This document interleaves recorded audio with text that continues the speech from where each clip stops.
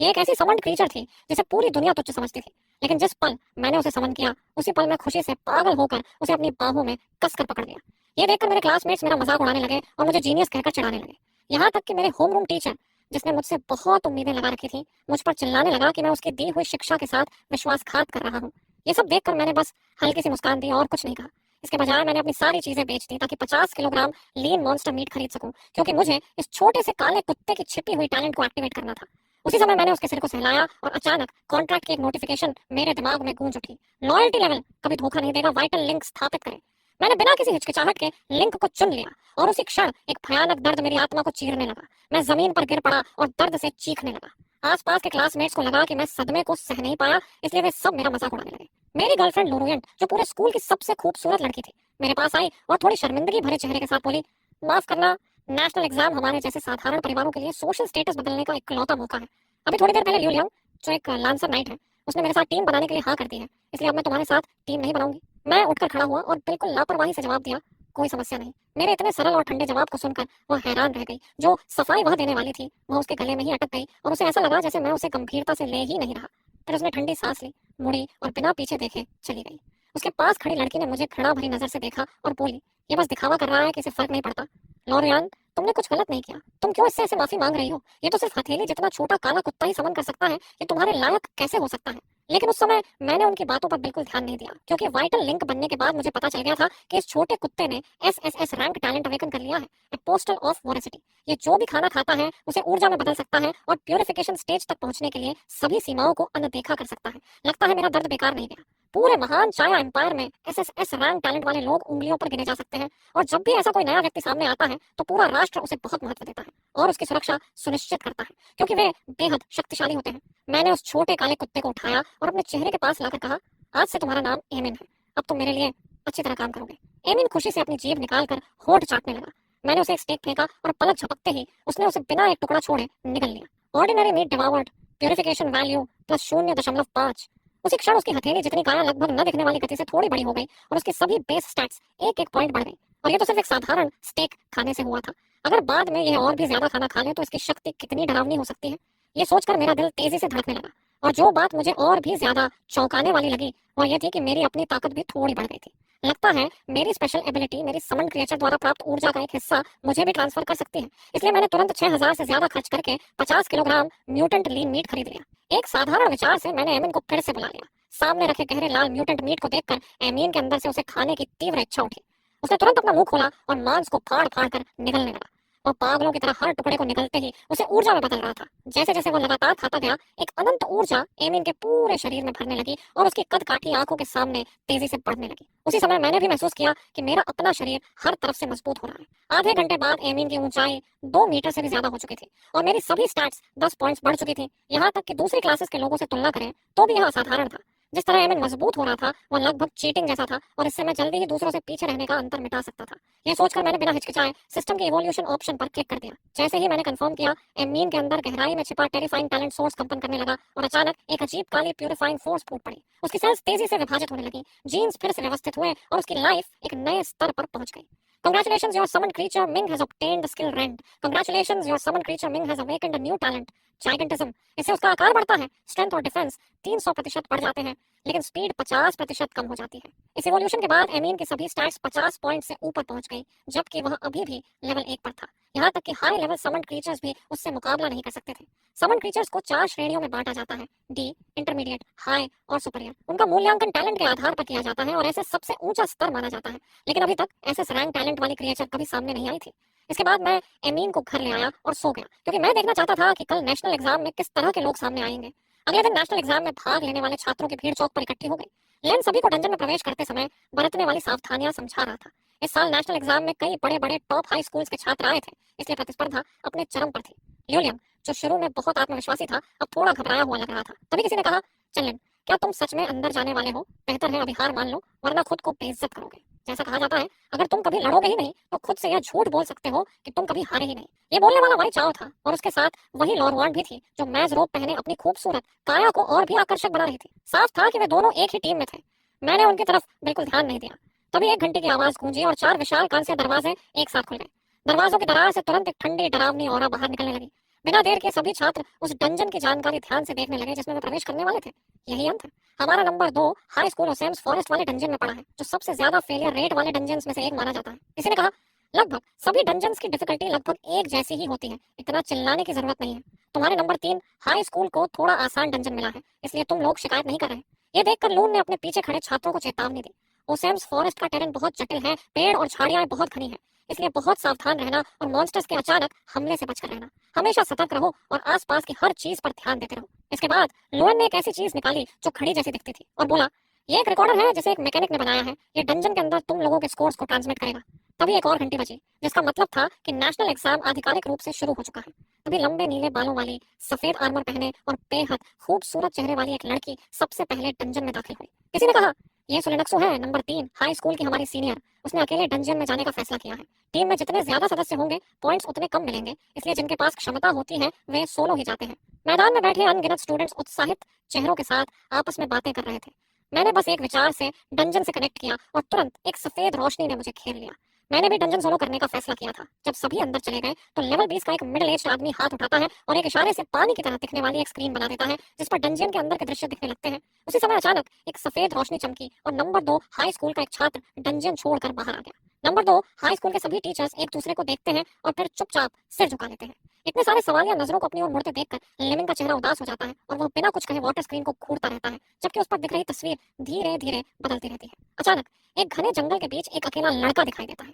वह चारों ओर देख रहा होता है और लेमिन के चेहरे पर हैरानी भर जाती है। वह कहता है, क्या हमारे स्कूल की कल वाली क्लास चेंज सेरेमनी में इतना टैलेंटेड स्टूडेंट भी शामिल था? ये सुनकर लून को समझ नहीं आता कि क्या जवाब दे, क्योंकि वह अच्छी तरह जानता है कि मैं तो बस एक साधारण समनर हूँ। लेकिन उसी समय डंजियन के अंदर हल्का चक्कर खत्म होने के बाद मैं होश में आता हूँ और आसपास का निरीक्षण करता हूँ। तभी मुझे किसी चीज के गिरने की आवाज सुनाई देती है। मैं एक सेकंड भी देर नहीं करता। मेरी बाई हथेली में अचानक 1 मीटर से लंबा डंडा प्रकट हो जाता है। उसी पर एक लंबा गहरा हरा कीड़ा जैसा मॉन्स्टर ऊपर से छलांग लगाता है, जिसका मुंह पूरी तरह खुला है और उसमें डरावने दांतों की कतारें दिखाई दे रही हैं। मैं अपना डंडा कसकर पकड़ता हूँ और उसके सिरे से एक सफेद रोशनी निकलती है जो तुरंत उस मॉन्स्टर के शरीर को भेद देती है। उसका शरीर 2 टुकड़ों में कटकर ऐसे गिर जाता है जैसे किसी कठपुतली की डोर काट दी गई हो। वह जमीन पर गिरकर तड़पता है। आपने टॉक्सिक फैंग वर्म को मार दिया है, आपको 5 एक्सपीरियंस पॉइंट्स मिले। उसी समय मेरी कलाई पर बंधे रिकॉर्डर में नोटिफिकेशन आती है, स्कोर +15। बाहर मौजूद लोग हैरान रह जाते हैं। क्या यह समझना नहीं है? लेकिन इतने तेज रिफ्लेक्स और स्पीड तो सिर्फ हाई एजिलिटी वाले लोगों में ही हो सकती है। लून भी उतना ही हैरान है, क्योंकि प्रैक्टिकल कॉम्बैट क्लास में मेरी परफॉर्मेंस अच्छी थी, लेकिन इतनी ज्यादा नहीं। उस वर्म को मारने के बाद मैं जंगल के अंदर और गहराई में बढ़ता हूँ। तभी एक अजीब और डरावनी आवाज गूंजती है। छोटे छोटे बदसूरत हरे और चिकनी त्वचा वाले जीव दिखाई देते हैं। मैं तुरंत पहचान जाता हूँ, ये गोब्लिन है। किताबों के अनुसार ये बेहद क्रूर होते हैं, बहुत तेजी से प्रजनन करते हैं और अगर खाना कम हो जाए तो एक दूसरे को भी खा जाते हैं। मैं अंदाजा लगाता हूँ कि यहाँ लगभग 50 या 60 गोब्लिन हैं। अगर ये सब एक साथ मुझ पर हमला कर दें तो मेरे बचने की संभावना लगभग नहीं के बराबर है। इसलिए मैं तुरंत अपने दिमाग से एमिन को बुलाता हूँ। उसी पर एक सफेद रोशनी चमकती है और एक लंबी ताकतवर भेड़िया जैसी गर्जना पूरे जंगल में गूंज उठती है। एमिन की ठंडी आंखें गॉब्लिन्स की उस भीड़ को घूरती हैं जो अपने नुकीले दांत दिखाते हुए उसकी ओर दौड़ रही है। वह तोप के गोले की तरह आगे बढ़ता है और पहले गोब्लिन की खोपड़ी टकराते ही फट जाती है। उसका शरीर जोर से पीछे जा गिरता है और बाकी गोब्लिन्स चिल्लाते हुए अपने हथियार उठाकर हमला करते हैं। एक नुकीली हड्डी एमिन की पीठ पर लगती है, लेकिन जोरदार आवाज के साथ टूट जाती है। एमिन अपना पंजा घुमाता है और एक गोब्लिन का सिर चकनाचूर हो जाता है। वह बिल्कुल रक्षा की परवाह किए बिना ऐसे पागलों की तरह लड़ता है जैसे पूरे युद्ध क्षेत्र में अकेला वही हो। सीमित बुद्धि वाले गोब्लिन भी उसके अंदर की डरावनी शक्ति महसूस कर लेते हैं और अचानक डरकर चारों तरफ भागने लगते हैं। मैं ठंडे स्वर में कहता हूँ, अब जब तुम सामने आ ही गए हो तो भागने का मौका नहीं मिलेगा। मैं एमिन को पीछा करने का इशारा करता हूँ और खुद सबसे पास वाले गॉब्लिन पर टूट पड़ता हूँ। बाहर बैठे दर्शक इस क्रूर दृश्य को देखकर स्तब्ध रह जाते हैं। हमारे स्कूल में इतना ताकतवर समनर भी है, उसके समन तो बेहद शक्तिशाली है, लेकिन वो खुद भी इतना मजबूत कैसे हो सकता है? ये तो बिल्कुल चीट जैसा है। नंबर 2 हाई स्कूल के दर्शक मंच में कुछ देर पहले तक सभी स्टूडेंट्स बहुत उत्साहित थे। जब उन्होंने देखा कि मैं गोब्लिन के झुंड में फंस गया हूँ तो सभी को लगा कि मैं तुरंत बाहर हो जाऊंगा, लेकिन मैंने अकेले ही पूरे गोब्लिन ग्रुप का सफाया कर दिया। यह देखकर लिविंग का चेहरा गंभीर हो जाता है और वो सोचता है, इतनी जल्दी इतनी ताकत हासिल करने के लिए उसके पास कम से कम कोई सीक्रेट इवॉल्विंग टैलेंट होना चाहिए। उसका पोटेंशियल तो लगभग हाई लेवल समन के बराबर है। क्या नंबर 2 हाई स्कूल में आखिरकार ऐसा जीनियस पैदा हुआ है जो हमें गौरव दिला सके? वह तुरंत पीछे खड़े व्यक्ति से पूछता है। इस समय जेनलिन का स्कोर कितना है? जवाब मिलता है, रिकॉर्डर के हिसाब से उसका वर्तमान स्कोर 560 पॉइंट्स है। वह हमारे स्कूल में पहले स्थान पर है, लेकिन नंबर 3 हाई स्कूल की सोलेनक्सो उससे भी ज्यादा डरावनी है। उसका स्कोर 830 है और वह बहुत बड़े अंतर से कंपटीशन में आगे चल रही है। ये सुनते ही लाइनिंग और बाकी टीचर्स की सांसें रुक जाती हैं, क्योंकि डंजन में गए अभी 20 मिनट भी नहीं हुए हैं और इतने स्कोर के साथ वह पूरे प्रोविंस में भी पहला स्थान हासिल कर सकती है। डंजन के अंदर गॉब्लिन्स के शवों से रोशनी के गोल गोले निकलकर मेरे शरीर में समा रहे थे और मैं जल्दी ही लेवल 2 पर पहुंच गया। मेरी स्पिरिट 5 पॉइंट्स बढ़ गई। लेकिन यही एक साधारण क्लास की कमी है। चाहे मैं लेवल कितना भी बढ़ा लूं, बाकी लोगों से फर्क और बढ़ता ही जाएगा और अंत में एक ऐसा अंतर बन जाएगा जिसे पार करना असंभव होगा। लेकिन मुझे इसकी ज्यादा चिंता नहीं थी, क्योंकि एमिंग की सब कुछ अब्सॉर्ब करने वाली क्षमता इस कमी को पूरा कर सकती है। मेरा स्कोर पहले ही क्वालिफिकेशन थ्रेशोल्ड से ऊपर जा चुका था, इसलिए एकेडमी में एडमिशन लगभग तय था। लेकिन मेरी महत्वाकांक्षा इससे कहीं आगे थी। एमिंग गॉब्लिन्स के शवों को चबाते हुए कड़क कड़क की आवाज कर रहा था। मैंने कहा, चलो एमिंग, अब आगे बढ़ते हैं। असली शिकार तो अभी शुरू हुआ है। गॉब्लिन्स झुंड में रहने वाले जीव होते हैं, इसलिए अगर यहाँ उनकी एक टुकड़ी मिली है तो आसपास उनका कोई घोंसला जरूर होगा। करीब 10 मिनट तक मुझे एक भी मॉन्स्टर नहीं मिला, जिससे मेरा शक और पक्का हो गया। इसे डंजन कहा जाता है, लेकिन यह असल में एक अलग दुनिया जैसा है। यहाँ कुछ भी अपने आप रिस्पॉन्ड नहीं होता, सब कुछ प्रकृति के नियमों के अनुसार चलता है। तभी अचानक ऊपर से लंबी हड्डियों की भालाएं मेरी तरफ फेंकी गई और चारों ओर से गोब्लिन युद्ध की चीखें लगाते हुए मुझ पर टूट पड़े। उनके हथियार हवा में लहरा रहे थे, लेकिन मेरे चेहरे पर डर का कोई निशान नहीं था। मेरा डंडा पल भर में तलवार में बदल गया और एक ही बार में मैंने एक गोब्लिन का सिर धड़ से अलग कर दिया। उस समय मैं मानो एक खास कॉम्बैट मोड में था। मेरी पूरी एकाग्रता इन कमजोर गोब्लिन्स को तेजी से खत्म करने पर लगी थी। हर बार जब मैं वार से बचता, मेरी तलवार सर्जिकल प्रिसिजन के साथ उनकी जान ले लेती। उस पल मैं हवा में नाचती तितली जैसा था, जिसकी पंख दरअसल मौत की दरांती थी। ये लड़ाई इतनी सुंदर और सटीक थी कि मानो कोई कला हो। और नंबर 2 हाई स्कूल के दर्शक, चाहे शिक्षक हो या छात्र, सब हैरान और उत्साहित होकर मुझे देख रहे थे। क्या जबरदस्त कॉम्बैट स्किल है। उसने जरूर बहुत अभ्यास किया होगा। उसकी स्वॉर्ड मास्टरी तो और भी अद्भुत है। हर वार बिल्कुल गले को काटता है। अगर 1 मिलीमीटर भी इधर उधर हो जाए तो वार घातक नहीं होगा। अब किसी की नजर कहीं और नहीं थी, सबकी आंखें मुझ पर ही टिकी थी। लोन को तो जैसे झटका लग गया, क्योंकि 3 साल के हाई स्कूल में उसने मुझे ट्रेनिंग क्लासेस में कभी तलवार छूते तक नहीं देखा था। तभी किसी ने चिल्लाकर कहा, सावधान, लेवल 6 के बरसकर गॉब्लिन्स आ गए हैं, कुल 13 हैं। चैनलिन मुसीबत में पड़ सकता है। रुको, यहाँ फायर गोब्लिन और आइस गोब्लिन भी है। उसने अकेले गोब्लिन नेस्ट खोज लिया है, ये बहुत खतरनाक है। इन गोब्लिन के आते ही उनका लीडर सामने आया और गोब्लिन ने अपनी बेतरतीब हमले बंद कर दिए। आग की लपटों से घिरे फायर गोब्लिन ने एक भयानक चार्ज किया और मुट्ठी जितने बड़े फायरबॉल्स बनाकर मेरी ओर फेंके। मैं तेजी से हर एक को डॉज करता रहा, लेकिन उसी मौके का फायदा उठाकर दूसरे गोब्लिन ने हमला किया। मैंने हल्का सा सिर घुमाकर एक भाले से बचा और तुरंत हाथ बढ़ाकर एक गोब्लिन को गर्दन से पकड़कर हवा में उछाल दिया। उसी समय आने वाले फायरबॉल्स उससे टकराकर भयंकर आग के विस्फोट में बदल गए। इसके बाद मैंने बाकी गोब्लिन्स को भी प्रोजेक्टाइल की तरह इस्तेमाल करना शुरू कर दिया और उन्हें कैनन बॉल की तरह फायर गोब्लिन की ओर फेंकता रहा। बाहर यह दृश्य देखकर सभी छात्र दंग रह गए। क्या ऐसे भी लड़ाई लड़ी जा सकती है? यहाँ तक कि उनके शिक्षक लून भी अवाक थे, क्योंकि उन्हें याद ही नहीं था कि उन्होंने मुझे ऐसा कोई तरीका सिखाया हो। इस बीच मैंने फायर गोब्लिन्स को पूरी तरह भ्रमित कर दिया था। अगर वे जादू करते तो अपने ही साथियों को मार देते, और अगर जादू नहीं करते तो मैं उन्हें खत्म कर देता। इस अफरा तफरी का फायदा उठाकर एमिन पीछे की ओर से घुस गया और एक एक करके उन्हें खत्म करने लगा। सैकड़ों गोब्लिन की भीड़ में अब सिर्फ कुछ ही बचे थे और उनके पास भागने के अलावा कोई रास्ता नहीं था। इस बार मैंने उन्हें पूरी तरह खत्म नहीं किया, बल्कि धीरे धीरे उनका पीछा करते हुए उनके ठिकाने तक पहुंचने का फैसला किया। मैं भागते हुए गोब्लिन का पीछा करता हुआ एक गुफा तक पहुंचा। तभी ऊपर चट्टान से कुछ छोटे हरे साए कूदे। मैंने अपनी तलवार कसकर पकड़ी और एक तेज वार किया। गोब्लिन का सिर और शरीर अलग अलग जमीन पर गिर पड़े। बाकी 2 को एमीन ने पकड़ लिया, जिसकी नाइट विजन बहुत तेज थी, और उसने उन्हें डरावनी चरमराहट के साथ निगल लिया। अचानक गुफा के मोड़ से अनगिनत मशालों की रोशनी दिखाई दी। मेरा चेहरा गंभीर हो गया और मैं तुरंत पीछे हट गया। दीवारों पर भयानक आकृतियों की भीड़ रेंग रही थी। मैंने जोर से एमिन को पुकारा। उसी पर उसका शरीर डरावनी गति से पड़ने लगा।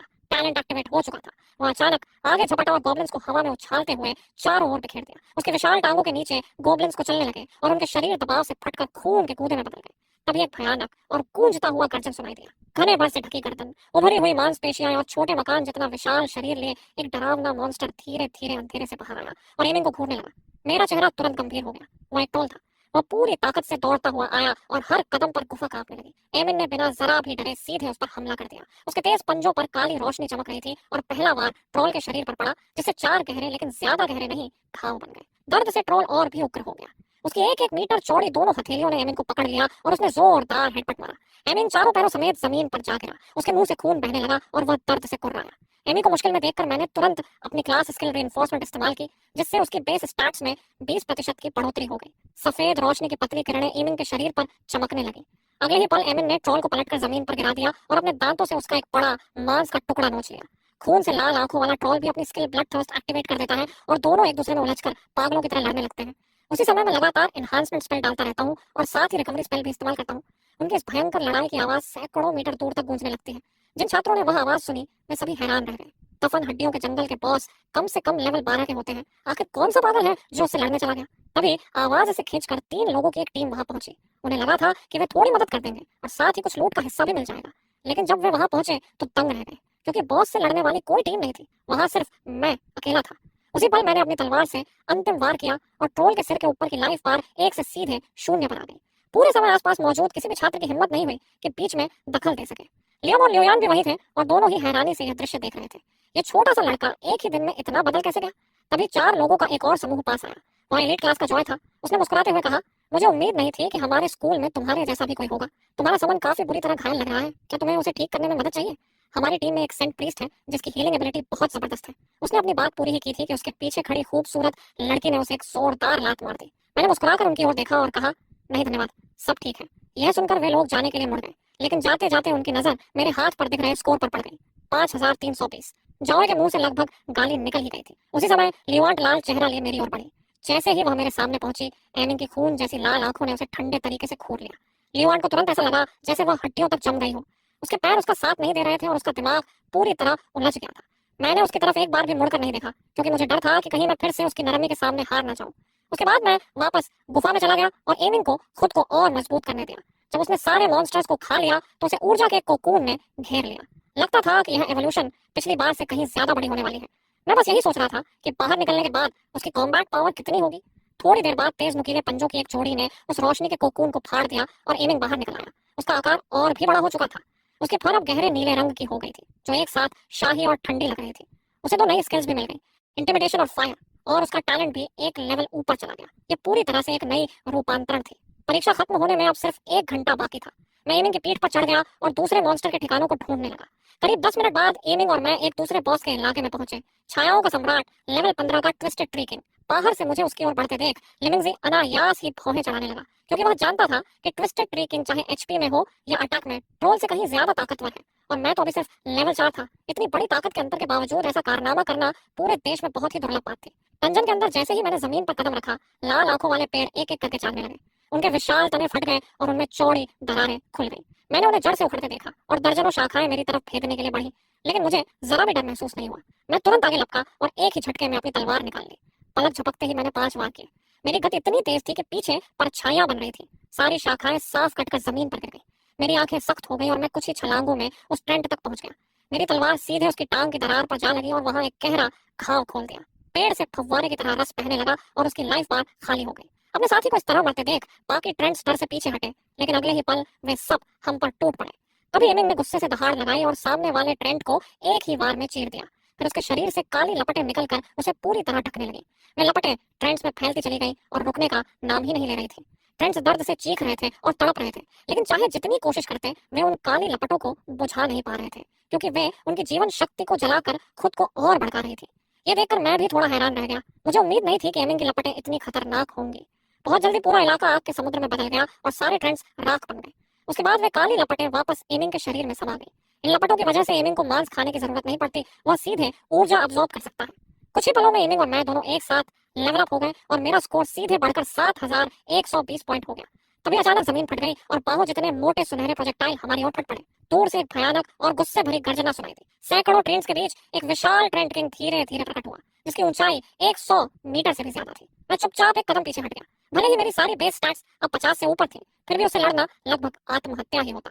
मैं अपनी सीमाएं अच्छी तरह जानता था। इतना शक्तिशाली दुश्मन समन के लिए ही सही होता है।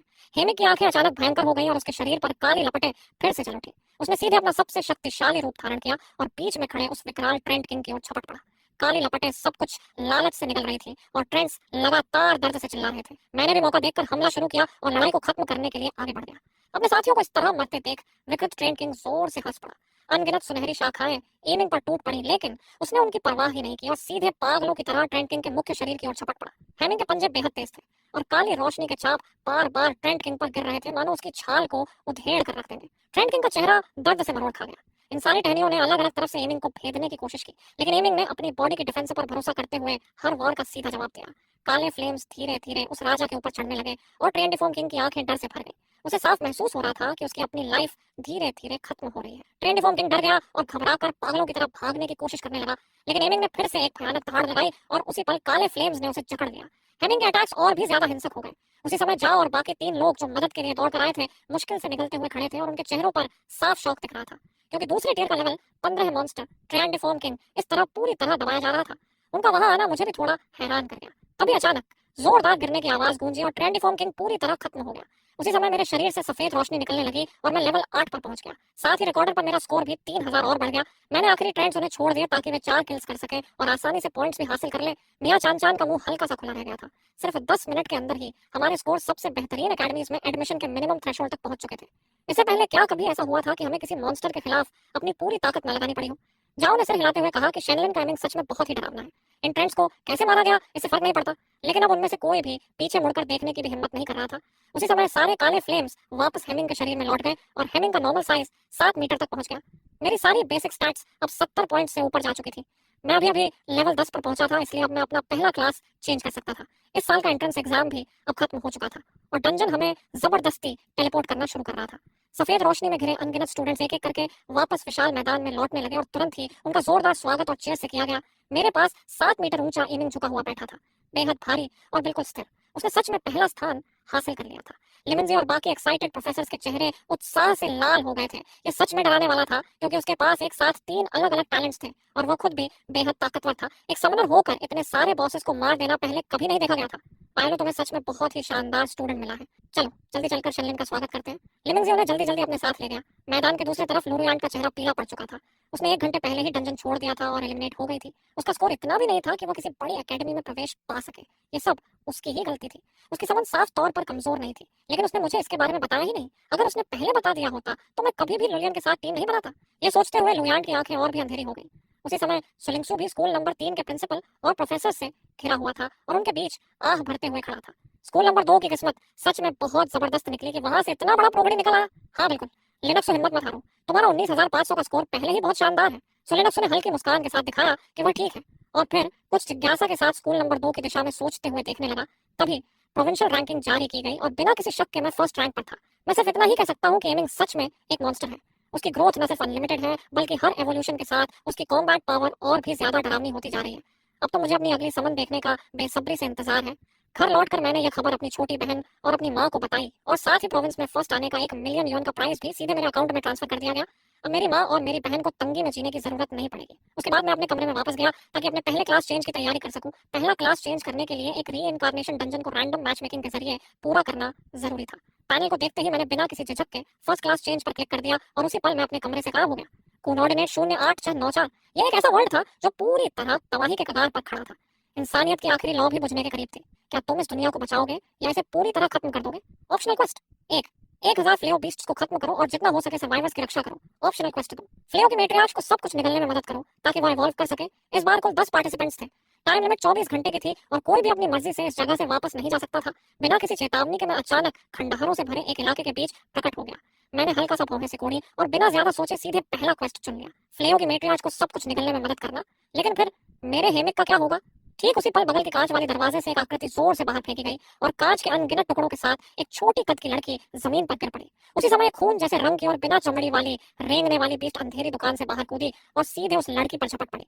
लड़की ने मुश्किल से अपने पास पड़े लंबे सैबर की तरफ हाथ बढ़ाया, लेकिन वह थोड़ा धीमी पड़ गई। मौत का डर उसे घेरने लगा और उसने इंस्टिंक्टिवली अपने हाथ आगे करके खुद को बचाने की कोशिश की। तभी हवा को चीरती हुई एक तलवार की चमक निकली और उस रेंगती डिजास्टर बीस्ट का सिर एक ही बार में कट गया। संतुलन खोकर वह मॉन्स्टर जमीन पर गिर पड़ा। मैं उस हक्का बक्का लड़की की तरफ मुड़ा और कहा, नमस्ते, मेरा नाम शेनलिन है। लड़की ने जवाब दिया, मेरा नाम लू है। मैं भी उससे इस दुनिया के बारे में सवाल पूछने ही वाला था कि अचानक एक अलार्म बज उठा।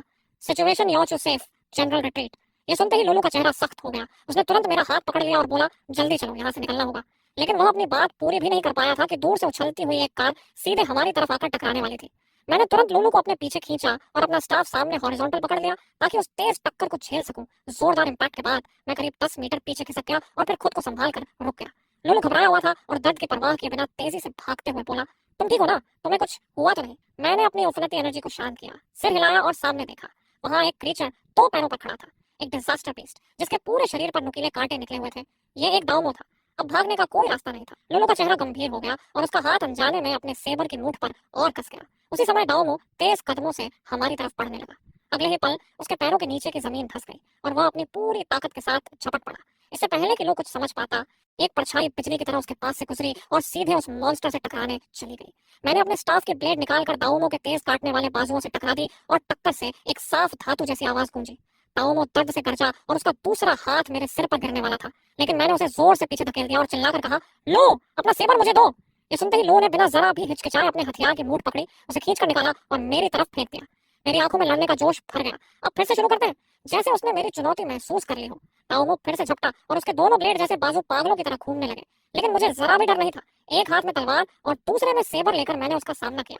सिर्फ 5 सेकंड के अंदर ही हम दोनों ने इतने तेज वार किए कि हमारी परछाइयां पीछे छूटती नजर आ रही थी। अनगिनत टक्करों के बाद मुझे एक मौका मिल गया।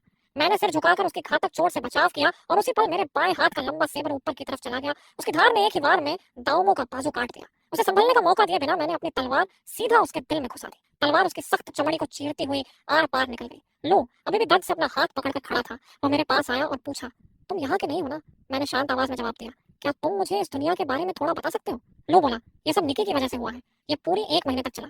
बहुत से लोग इस यातना को सह नहीं पाए और पागल हो गए। फिर वे मॉन्स्टर्स में बदल गए जो सिर्फ मारने के लिए जीते हैं। अब निकी फिर से बदल गया है। ये पहाड़ों और नदियों तक को बिगाड़ रहा है और इंसानियत को समझ नहीं आ रहा कि अब जिंदा कैसे रहा जाए। उसकी बात सुनकर मुझे इस दुनिया की हालत समझ आने लगी। तभी गली के मोड़ से करीब 10 लोग भागते हुए आए, जिनके चेहरे डर से बिगड़े हुए थे। चाओ, तुम अभी भी यहाँ क्या कर रहे हो? भागो, उनके आगे खड़ी लंबी औरत ने चिल्लाकर कहा। लेकिन उसके बोलते ही जमीन जोर से कांपने लगी, जैसे कोई बाढ़ हमारी तरफ आ रही हो। आसमान में दर्जनों फ्लेयर ड्रैगन्स उड़ते दिखे और चारों तरफ से दहाड़ें सुनाई देने लगी। इमारतों की छतों पर डिजास्टर बीस्ट्स दिखाई देने लगे, जिनकी प्यासे आंखें हम पर टिक गई थी। पल भर में उन्होंने हमें चारों तरफ से घेर लिया, जैसे एक दीवार बन गई हो। जैसे जैसे वे पास आते गए, सबके पैर भारी होने लगे और दिलों में निराशा भरने लगी। सब लोग घबरा कर निकलने लगे। चाओ, मेरे पीछे ही रहना, ये कहकर लुलू ने मेरी तरफ देखा। वह समझ रही थी कि मैं किसी दूसरे सर्वाइवल ग्रुप से हूँ, लेकिन मैंने इस पर ध्यान नहीं दिया और सीधे आगे बढ़ गया। रुक जाओ, तुम क्या कर रहे हो? हम गिरे हुए हैं। ये अकेले हीरो बनने का समय नहीं है। मेरे होठों पर हल्की मुस्कान आ गई और मैंने कहा, नहीं नहीं, असल में ये सब मेरे द्वारा गिरे हुए हैं। अगर मैं इन सभी फ्लेओ क्रीचर्स को मार दूं तो मेरा स्कोर तेजी से बढ़ जाएगा। एमिंग, सफेद रोशनी की चमक के साथ 7 मीटर ऊंचा एमिंग तुरंत प्रकट हो गया और उसकी धार से आसमान तक कांप उठा। उसकी ठंडी नजर सामने खड़ी फ्लेओ क्रीचर्स की लहर पर पड़ी और फिर वो सीधे अपने कोलोसल फॉर्म में बदल गया। अचानक उसका आकार 28 मीटर तक पहुंच गया और उसका शरीर कई इमारतों से भी ऊंचा हो गया। एमिंग ने अपने चारों पैरों में ताकत भरी और जमीन हर तरफ से फट गई। वह एक मिसाइल की तरह जलती गर्मी के साथ क्रीचर्स की भीड़ के बीच कूद पड़ा। कोई भी क्रीचर कुछ सेकंड से ज्यादा टिक नहीं पाया और दर्द भरी चीखों के साथ मरकर न्यूट्रिएंट्स में बदलता गया। दूर खड़े लोग ये सब देखकर पूरी तरह स्तब्ध रह गए। तभी अचानक करीब 10 क्रीचर्स मुझ पर टूट पड़े। सावधान, ये देखकर लूलू तुरंत चिल्लाई और मेरी मदद करने दौड़ी। लेकिन अगले ही पल उसका शरीर रुक गया, क्योंकि पीछे हटने के बजाय मैं खुद उन पर टूट पड़ा। अपनी तलवार और सेबर से मैंने उन्हें ऐसे काटा जैसे यह कोई बड़ी बात ही न हो, और पल भर में ही मुझ पर हमला करने वाले सभी क्रीचर्स को खत्म कर दिया। लूलू ये देखकर हैरान रह गया। उसके शरीर में फ्लेव म्यूटेशन का कोई निशान नहीं है। उसे तो कमजोर होना चाहिए था। तभी लूलू के दिमाग में एक संभावना कौन थी। 6 महीने पहले जब वो खाने की तलाश में निकली थी, तब उसे कुछ लोग मिले थे जो इतने ही ताकतवर थे और उनके शरीर में भी कोई म्यूटेशन नहीं था। उन्हीं लोगों ने सर्वाइवर्स के सीक्रेट बेस को नष्ट कर दिया था और सर्वाइवर्स को फ्लेओ क्रिएचर्स के सामने छोड़ दिया था, जिन्होंने उन्हें मार डाला। और जब उन्होंने सर्वाइवर्स को भागने की कोशिश करते देखा तो सीधे उनके पैर तोड़ दिए। इंसानियत से बिल्कुल खाली मॉन्स्टर्स का एक झुंड। उनमें से एक ने कहा था, हम भी तुम्हारी ही तरह इंसान हैं। लोलो कभी उस बात को नहीं भूल पाया, लेकिन शेनलिन उन लोगों से अलग है। उसने मेरी जान 2 बार बचाई है। जैसे उसने लोलो के मन की बात समझ ली हो, लोलो जल्दी से बोला और गहरी सांस लेकर उसकी आंखों में नफरत की चमक आ गई। चाहे जो हो, उससे दूर ही रहना। अभी वह ज्यादातर क्रीचर्स का ध्यान अपनी तरफ खींचे हुए हैं। इसी मौके में हमें उनकी लाइन तोड़कर निकल जाना चाहिए। लेकिन तभी जैसे ही वे आगे बढ़े, जमीन पर अचानक बिजली गिरी और रास्ता बंद हो गया। एक सुनहरे बालों वाला युवक हाथ में किताब लिए एक स्काई स्क्रेपर से बाहर आया। वो कुछ मंत्र जैसा पढ़ रहा था और उसके आसपास एक के बाद एक बिजली के गोले बनने लगे। ये देखते ही मेरा चेहरा बदल गया और मैंने तुरंत अपनी लंबी ब्लेड से बगल से आए हमले को रोक लिया। उसी पल एक रेपियर मेरी ब्लेड से टकराई और मेरे सामने बेहद खूबसूरत एक महिला खड़ी थी। वह धीरे धीरे सामने आई। मैंने बिना हिचकिचाए अपनी तलवार उसकी पतली कमर के आर पार कर दी, लेकिन वह अचानक गायब हो गई और कुछ ही पल बाद कई दर्जन मीटर दूर फिर से दिखाई दी। मैंने अपने पैरों में जोर लगाया और उसकी तरफ झपट पड़ा। यह देखकर वह महिला तुरंत चिल्लाई, क्या तुम दखल नहीं दोगे? उसके शब्द खत्म होते ही एक इमारत से आग की प्रचंड लहर निकली और हम दोनों टकराए तो चिंगारियां उड़ने लगी। आग के बीच खड़ा एक मजबूत आदमी जीभ चटकाते हुए बोला, तो तुम सच में एक समनर हो? जलती आग मेरे चेहरे पर पड़ रही थी, लेकिन मेरा चेहरा बिल्कुल ठंडा था। मैंने अपनी ब्लेड से उसे पीछे धकेल दिया। तभी 4 लोग अलग अलग दिशाओं से बाहर आ गए। रीइंकार्नेशन इंस्टेंसेस में एक दूसरे को मारना बना होता है और जो भी इस नियम को तोड़ता है उसे तुरंत वांटेड घोषित कर दिया जाता है, सिवाय उन रीइंकार्नेशन डंजन्स के जहां अलग अलग फैक्शंस होते हैं। मैंने सच में नहीं सोचा था कि कोई ऐसा चुनाव करेगा। मिशन नंबर 1, तुम लोग डरा के हो क्या? क्या तुम कभी किसी रीइंकार्नेशन डंजन से नहीं टकराए? जिंदा बचने की संभावना बढ़ाने के लिए फैसला कैसे किया जाता है? कैलेमिटी कैंप का फायदा तो साफ साफ सबसे बड़ा होता है। थोड़ा सा दिमाग हो तो समझ आ जाता है कि क्या चुनना चाहिए। लेकिन ये 6 लोग मुझे ऐसे देख रहे थे जैसे मैं उनके जाल में फंसा हुआ शिकार हूँ। मैंने बस हल्के लहजे में कहा, दोस्तों, क्या तुमने कभी यह कहावत सुनी है, सबसे बड़े शिकारी अक्सर अपने शिकार का रूप लेकर सामने आते हैं। अगर मैंने तुम्हें इतनी साफ तरह से यहाँ खींच लिया है तो क्या तुम्हें लगता है कि तुम्हारे साथ निपटने का मेरे पास कोई प्लान नहीं होगा? तुम लोगों ने अभी बड़े अच्छे भाषण दिए थे, तो इनाम के तौर पर क्यों ना मैं तुम्हें मौत ही दे दूं?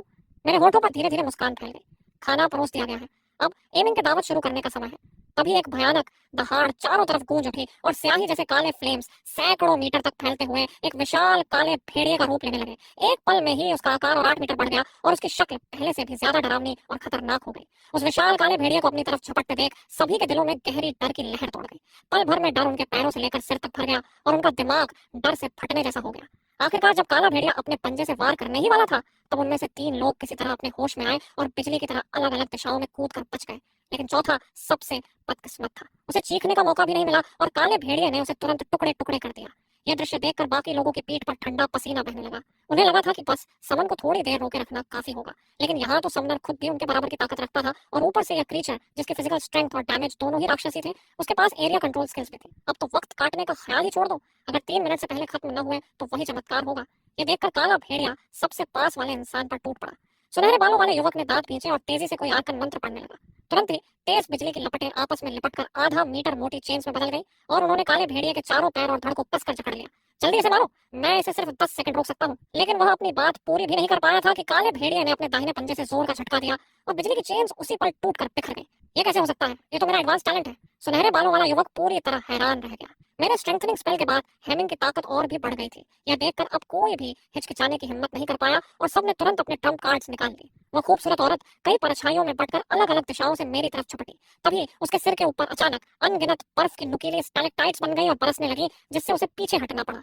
लंबी बर्फीले रंग के बालों वाली एक लड़की शांति से आगे बढ़ रही थी और उसके पैरों के पास जमीन धीरे धीरे फ्रॉस्ट से ढकती जा रही थी। जैसा कि उम्मीद थी, पास की कैलामिटी बीस्ट से तुरंत बर्फ की मूर्तियों में बदल गई। उसे मैं संभालता हूँ। आग की लपटों में घिरा मजबूत आदमी सीधे उसकी तरफ झपटा। बाकी तीनों ने एक साथ मुझ पर हमला कर दिया ताकि मुझे तुरंत खत्म कर सके। तभी एक जोरदार दहाड़ गूंजी और एक मोटा तगड़ा आदमी ठाल उठाए चिल्लाया, अरे बच्चों मेरी तरफ देखो, प्रोवोकेशन स्किल एक्टिवेट। उसी पल तीनों घूमकर उसी मोटे आदमी को घूरने लगे। उनकी आंखों में नफरत भर गई और अगले ही पल विशाल काला भेड़िया उनके पीछे प्रकट हो गया। उसके बाद उनकी किस्मत तय हो चुकी थी। तीनों आदमी पलक झपकते ही चार चार टुकड़ों में कट गए। तुरंत बाद एमिंग मुड़ा और पास की इमारत पर जोर से वार किया। ढेर सारे मलबे उड़कर उस औरत की तरफ गए। पत्थरों के टुकड़ों ने उसके कपड़े फाड़ दिए और उसकी त्वचा को चीर दिया। एमिंग ने एक पल में उसे पकड़ लिया और पंजा उठाकर जोर से पटका। फिर अंधेरी फ्लेम्स ने उसके पूरे शरीर को निगल लिया। दूसरी तरफ अचानक बर्फीला तूफान फट पड़ा और उसके रास्ते में जो भी आया, इमारत हो या इंसान, सब बर्फ की मूर्तियों में बदल गए। आग वाला मजबूत आदमी भी तुरंत बर्फ का टुकड़ा बन गया। 7 शिकारों में से अब सिर्फ एक बचा था।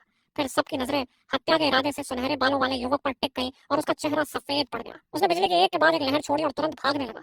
मैंने उसके सभी हमलों को कुछ कदमों में ही बचा लिया और अपनी लंबी ब्लेड के एक वार से उसका शरीर टुकड़ों में बिखर गया। मेरी आवाज गूंजी जब मैंने पूछा, क्या तुम लोग मदर कैलेमिटी बीस्ट के बारे में जानते हो? उसने सिर हिलाया। वह अनगिनत कैलेमिटी बीस्ट्स में से उभरी एक खास क्रिएचर है जिसने अपनी अलग चेतना विकसित कर ली है। हम उस मदर कैलेमिटी बीस्ट को मारने जा रहे हैं। मैंने सिर हिलाया। शायद सबसे ज्यादा स्कोर पाने के लिए उसे मारना ही पड़ेगा और यही इस दुनिया को थोड़ी सी उम्मीद देने का भी एकमात्र तरीका है। तभी सुल्लक्सु हमारे पास आया और बोला, फिर मिल गए शेनलिन? धत्त। इससे पहले कि मैं कुछ कह पाता, मोटा आदमी उत्साह से बोला, कमाल है बड़े भाई, तो तुम ही वो मशहूर विंटर गार्डियन हो। कोई हैरानी नहीं कि तुम इतने ताकतवर हो। थोड़ी देर बात करने के बाद हम तीनों के बीच भरोसा और मजबूत हो गया। मुझे यह भी पता चला कि उस मोटे आदमी का नाम ल्यूक्सियन है। मैंने उन्हें मदर कैलेमिटी बीस्ट को मारने का अपना इरादा बताया और उन्होंने बिना जरा भी हिचकिचाए तुरंत मान लिया। हम तुरंत शहर के केंद्र की तरफ चल पड़े। कुछ देर बाद हम एक बड़े पुल के सामने पहुंचे। तभी अचानक कैलेमिटी बीस्ट्स की लाल आंखें एक एक करके चमकने लगी और वे गुस्से में हम पर टूट पड़ी। एमिंग ने तुरंत इंटिमिडेशन वेव छोड़ी और फिर सड़क को ढक रही बीस्ट्स की भीड़ के बीच कूद पड़ा। काली फ्लेम्स चारों तरफ फट पड़ी, लेकिन मेरा चेहरा बिल्कुल शांत रहा। मदर बीस्ट ने हमें देख लिया है। सुलिनक्सु की आंखें अचानक बर्फीली नीली चमक से भर गई और वह किसी शांत देवता जैसा लगने लगा। अगले ही पल उसके सिर के ऊपर तेज नुकीली बर्फ की स्टैलेक्टाइट्स प्रकट हो गई। सुलिनक्सु की बस एक साधारण सी इच्छा के साथ ही उसके इरादे के मुताबिक सारे बर्फ के स्टैलेक्टाइट्स पीछे से हमारा रास्ता रोक रही बीस्ट की हॉर्ड की तरफ बिजली की तरह टूट पड़े। अनगिनत बीस्ट उनके आर पार छेद दिए गए और वे ऐसे गिरने लगी जैसे बॉलिंग पिन्स गिरती है। लेकिन बहुत जल्दी दूसरी बीस्ट भी उमड़ पड़ी। पूरे शहर की क्रीचर्स चारों तरफ से हमारी तरफ आने लगी। मुझे साफ महसूस होने लगा कि दबाव बढ़ रहा है। पूरे शहर में सैकड़ों हजार, शायद 1 मिलियन तक कैलामिटी बीस्ट्स थी। अगर हम अपनी सारी ताकत भी लगा देते तब भी उन सबको मार पाना नामुमकिन था। तभी मैंने चिल्लाकर कहा, सांप का सिर काटना होगा। एमिंग जाओ और मदर कैलामिटी बीस्ट को मार दे। मेरी बात सुनते ही एमिंग तुरंत मुड़ा और पुल की तरफ बिजली की तरह दौड़ पड़ा। पुल के उस पार एक बेहद खतरनाक ऑरा महसूस हो रही थी। वही मदर कैलामिटी बीस्ट थी। जैसे ही एमिंग पुल के दूसरे किनारे पर पहुंचा, धुंध के अंदर से अचानक 10 मीटर से भी लंबा एक गहरा लाल टेंटिकल बाहर निकला और पूरी ताकत से उस पर वार कर दिया। एमिंग कई इमारतों को तोड़ता हुआ उछलकर दूर जा गिरा। एक के बाद एक बिल्डिंग ढाती चली गई और वह लगभग 20 मीटर दूर जाकर रुका। एमिंग ने गुस्से से दहाड़ मारी और धूल का बादल छितरा गया। वह कंक्रीट के मलबे और फटे हुए लाशों के बीच से उठ खड़ा हुआ। उसकी नजर बर्फ जैसी ठंडी थी। उसकी खड़ी पुतलियां सामने खड़ी मदर कैलेमिटी बीस्ट को घूर रही थी। वो एक विशाल आई बॉल थी जो 60 मीटर से भी बड़ी थी और उसकी अनगिनत दूसरी प्यूपल्स भी एमिंग पर टिकी हुई थी। एमिंग की काली लपटें फिर से उग्र होकर भड़क उठी। उसने बिना एक पल गंवाए हमला शुरू कर दिया और उसका शरीर बिजली की तरह आगे बढ़ा। उसकी भयानक चार्ज की ताकत से आसपास की टूटी इमारतें तक कांप उठी। उसी पल उस विशाल आई बॉल की सारी प्यूपल्स एक साथ सिकुड़ गई और 15 गहरे लाल टेंटिकल्स एमिंग की ओर टूट पड़े। एमिंग जितना हो सके उतना उन्हें दौड़ कर रहा था और जब बचना नामुमकिन होता तो उसके तेज पंजों पर काली रोशनी लिपट जाती और वो पूरी ताकत से वार करता, लेकिन टकराने की आवाज ऐसे आती जैसे लोहे से लोहा टकरा रहा हो। अचानक एक टेंटेकल ने उसे जोर से मारकर दूर फेंक दिया और जो दूरी उसने इतनी मुश्किल से तय की थी वो फिर से बढ़ गई। अब तक एमिंग हमेशा अपनी ब्रूट स्ट्रेंथ पर ही निर्भर रहा था। उसकी जबरदस्त ताकत और डिफेंस के कारण वह क्लोज कॉम्बैट में पूरी तरह हावी रहता था, लेकिन अब इस जायंट आई के टेंटल्स के सामने वह पूरी तरह बेबस हो गया था। उससे भरी दहाड़ के साथ उसकी काली लपटें पूरी ताकत से भड़क उठी। एक पल में भयानक गर्मी चारों तरफ फैल गई। एमिंग अपनी पूरी शक्ति छोड़ रहा था और उसका मानव बेहद तेजी से चल रहा था। उसने इस लड़ाई को लाइफ और डेथ बैटल बना दिया था।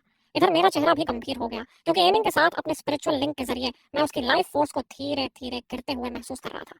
तभी अचानक सुलिंगसू की आंखें खुली और उनमें क्रिस्टल जैसी चमक उभर आई। ग्लेशियल अनाइहिलेशन। एक पल में हवा की सारी नमी गायब हो गई और अनगिनत कैलामिटी बीस्ट्स बर्फ के क्रिस्टल्स में बदल गई। उनके टुकड़े हर तरफ बिखर गए। इस मौके का फायदा उठाते हुए मैंने तुरंत फैसला लिया, चलो सी ऑफ कैलामिटीज को ढूंढते हैं। एमिंग को भी इवॉल्व कराना ही हमारी आखिरी उम्मीद है। थोड़ी देर बाद हम तीनों शहर के सेंटर में पहुंच गए। हमारे सामने एक भयानक गर्जना गूंजी और बिना हिचकिचाए हम तीनों दौड़ पड़े। जल्द ही हमें एमिंग दिखाई दिया। वह बुरी तरह घायल था और लगभग मरने की हालत में था, लेकिन उसके पंजे अब भी जमीन में गड़े हुए थे। पैंगनी टेंटल्स के लगातार हमलों के बावजूद वह 1 इंच भी पीछे नहीं हट रहा था और कदम दर कदम आगे बढ़ रहा था। मैं तुरंत उसकी तरफ भागा और चिल्लाया, एमिंग, डिवोर दोस कैलामिटी बीस्ट्स। मैंने तुरंत रिकवरी और रीइंफोर्समेंट स्पेल इस्तेमाल किया और हल्की सफेद रोशनी एमिंग के शरीर को घेरने लगी। एक भयंकर दहाड़ के साथ एमिंग ने पर्पल टेंटिकल्स को पीछे धकेला और तुरंत बीस्ट की हॉर्ड पर टूट पड़ा। उसकी काली लपटें एक काले लोटस की तरफ फैल गई। जायंट आई को तुरंत समझ आ गया कि कुछ गलत हो रहा है और उसने सारी बीस्ट्स को पीछे हटने का आदेश दिया, लेकिन अब बहुत देर हो चुकी थी। अनगिनत डिवोरिंग एनर्जी से भरी काली लपटें एमिंग के शरीर में समाने लगी। मैंने बिना देर किए इंटरफेस में रीस्टार्ट एवोल्यूशन पर क्लिक कर दिया। उसी पल उसके शरीर की गहराइयों से एक डरावनी डार्क पावर फूट पड़ी और आसमान तक उठता हुआ काले प्रकाश का एक स्तंभ बन गया। एमिंग का शरीर तुरंत बढ़कर 100 मीटर से भी बड़ा हो गया। Congratulations, your summon Minga has obtained the skill cursed oath. Congratulations, your summon aiming has obtained the new talent adamantium body. All attributes increased by 60 points. मैंने राहत की सांस ली। कितना जबरदस्त अपग्रेड था। एमिंग ने जायंट आई की तरफ देखा। उसका शरीर पूरी तरह नया हो चुका था। उसकी घनी फर से हल्की सुनहरी चमक निकल रही थी और उससे एक दिव्य और शाही ऑरा फैल रहा था। जायंट आई के प्यूपल्स जोर से कांप उठे। उस भयानक डिवोरिंग ऑरा ने उसे कुछ पल के लिए जकड़ लिया था और वह हिल भी नहीं पा रहा था, लेकिन अगले ही पल उसका डर अंतहीन गुस्से में बदल गया। वह भी दूसरों को निगल कर इवॉल्व हो सकता था। उसे ही सुप्रीम बीइंग बनना था। उसके विशाल पर्पल टेंटिकल्स हवा को चीरते हुए एक साथ एमिंग पर टूट पड़े, लेकिन एमिंग चट्टान की तरह अड़िग खड़ा रहा। 15 टेंटिकल्स उसके शरीर पर लिपट गए, फिर भी उसकी सुनहरी आभा बस हल्की सी डगमगाई। अगले ही पल काली लपटें जो डिवोरिंग पावर और कंडेंस्ड एनर्जी का संगम थी फट पड़ी और उन्होंने 400 मीटर ऊंची एक भयानक टायरेंट बीस्ट की आकृति बना दी। पलक झपकते ही 1 किलोमीटर का इलाका काले आग के समंदर में बदल गया। एमिंग बिजली की तरह जायंट आई पर झपटा और जैसे ही उसने अपने पंजे उठाए, उसके पीछे खड़ी उस विशाल बीस्ट की परछाई ने भी वही हरकत दोहराई। कंडेंस्ड ब्लैक फ्लेम क्लॉ नीचे गिरी और जायंट आई की कई प्यूपल्स तुरंत फट गई, जिससे वह दर्द से चीख उठा। उसके टेंटिकल्स पागलों की तरह एमिंग पर बरसने लगे, लेकिन उसे जरा भी नुकसान नहीं पहुंचा पाए। जायंट आई गरजा और उसने दुष्ट ऊर्जा को सोखना शुरू कर दिया, जो तुरंत उसके शरीर में मिल गई। एक पल में उसका आकार और भी बढ़ गया और उसके गहरे लाल टेंटलस पर अनगिनत तेज कांटे उगाए। ये वही शक्ति थी जिसे उसने अपने अगले लाइफ लेवल में इवॉल्व होने के लिए बचा कर रखा था, लेकिन अब मजबूरी में उसे समय से पहले इस्तेमाल करना पड़ा। अगले ही पल उसके गहरे लाल टेंटलस हर दिशा से एमिंग की तरफ टूट पड़े। दोनों दुश्मन पागलों की तरह एक दूसरे पर टूट पड़े। धरती लगातार कांपती रही और उनकी दहाड़ें आसमान में गूंजती रही। खंडहरों के बीच कई घंटे बीत गए। आखिर में सिर्फ एमिंग ही खड़ा रह गया, जबकि उस विशाल आंख की अनगिनत प्यूपल्स धीरे धीरे अंधेरी पड़ने लगी और उसका पूरा शरीर काली लपटों में धीरे धीरे पूरी तरह निगल लिया गया। उसी समय सुलिंगसू और मैं हंस पड़े, क्योंकि मदर कैलामिटी बीस्ट और हजारों कैलामिटी बीस्ट को मारने से हमें बेहद ऊंचा स्कोर मिलने वाला था। तभी एक नोटिफिकेशन की आवाज आई और हम तीनों तुरंत वहीं से गायब हो गए। टाइम सिंक्रोनाइजेशन, आपके प्रदर्शन के आधार पर स्कोर की गणना की जा रही है। आपने कुल 8560 कैलामिटी बीस्ट्स को मारा है और मदर कैलामिटी बीस्ट को भी खत्म कर दिया है। बधाई हो, आपका स्कोर परफेक्ट है। आपकी क्लास को प्रमोट करके मास्टर ब्लेड समनर बना दिया गया है। ये एक यूनिक और रेयर क्लास है जो आपके कारण पैदा हुई है। बधाई हो, आपने एक नई क्लास स्किल सीखी है, arcane blade condensation. Skill effect, एक ऐसी तलवार जो वास्तविक और भ्रम के बीच मौजूद होती है। ये टारगेट की सारी फिजिकल डिफेंस को इग्नोर करती है और सीधे उसके माइंड पर हमला कर एक खास मेंटल ट्रॉमा पैदा करती है। ये पढ़कर मैं थोड़ा चौंक गया। यानी ये स्किल फिजिकल डिफेंस को पूरी तरह नजरअंदाज करके सीधे दुश्मन की आत्मा या दिमाग को चोट पहुंचाती है। मतलब अगर सामने वाले के पास मेंटल डिफेंस नहीं है तो उसे एक ही बार में मारा जा सकता है। यह स्किल सच में रोंगटे खड़े कर देने वाली थी। उसी पल एक गंभीर चमक वाली तलवार और अनगिनत रून्स मेरी हथेली में प्रकट हो गए, लेकिन आर्कन ब्लेड को कंडेंस करते ही मेरी स्पिरिचुअल एनर्जी लगभग पूरी तरह खत्म हो गई। मैंने सिर हिलाया और तलवार को गायब कर दिया। लगता है यह स्किल सिर्फ आखिरी हालत में ही इस्तेमाल की जा सकती है। मैं हल्का सा मुस्कुराया और फोन खोला। होनी, लोक्शन और सुलिंगसू की फ्रेंड रिक्वेस्ट एक्सेप्ट करने के बाद मुझे तुरंत लोन का मैसेज दिखाई दिया। आज दोपहर 2 बजे सबसे बड़ी एकेडमीज के रिक्रूटर्स आने वाले हैं, जल्दी स्कूल पहुंचो। मैंने थोड़ा सोचा और चूंकि मेरे पास करने के लिए कुछ खास नहीं था, इसलिए मैं तुरंत फागन नंबर 2 हाई स्कूल के लिए निकल पड़ा। स्कूल के गेट पर इंतजार कर रहे लुएन ने मुझे देखते ही पास आकर कहा, आखिर तुम आ ही गए। इस बार 5 सबसे बड़ी एकेडमीज ने अपने रिक्रूटर्स यहाँ भेजे हैं। फागन शहर में ऐसा पहले कभी नहीं हुआ। मैं लुएन के साथ ऑफिस तक गया।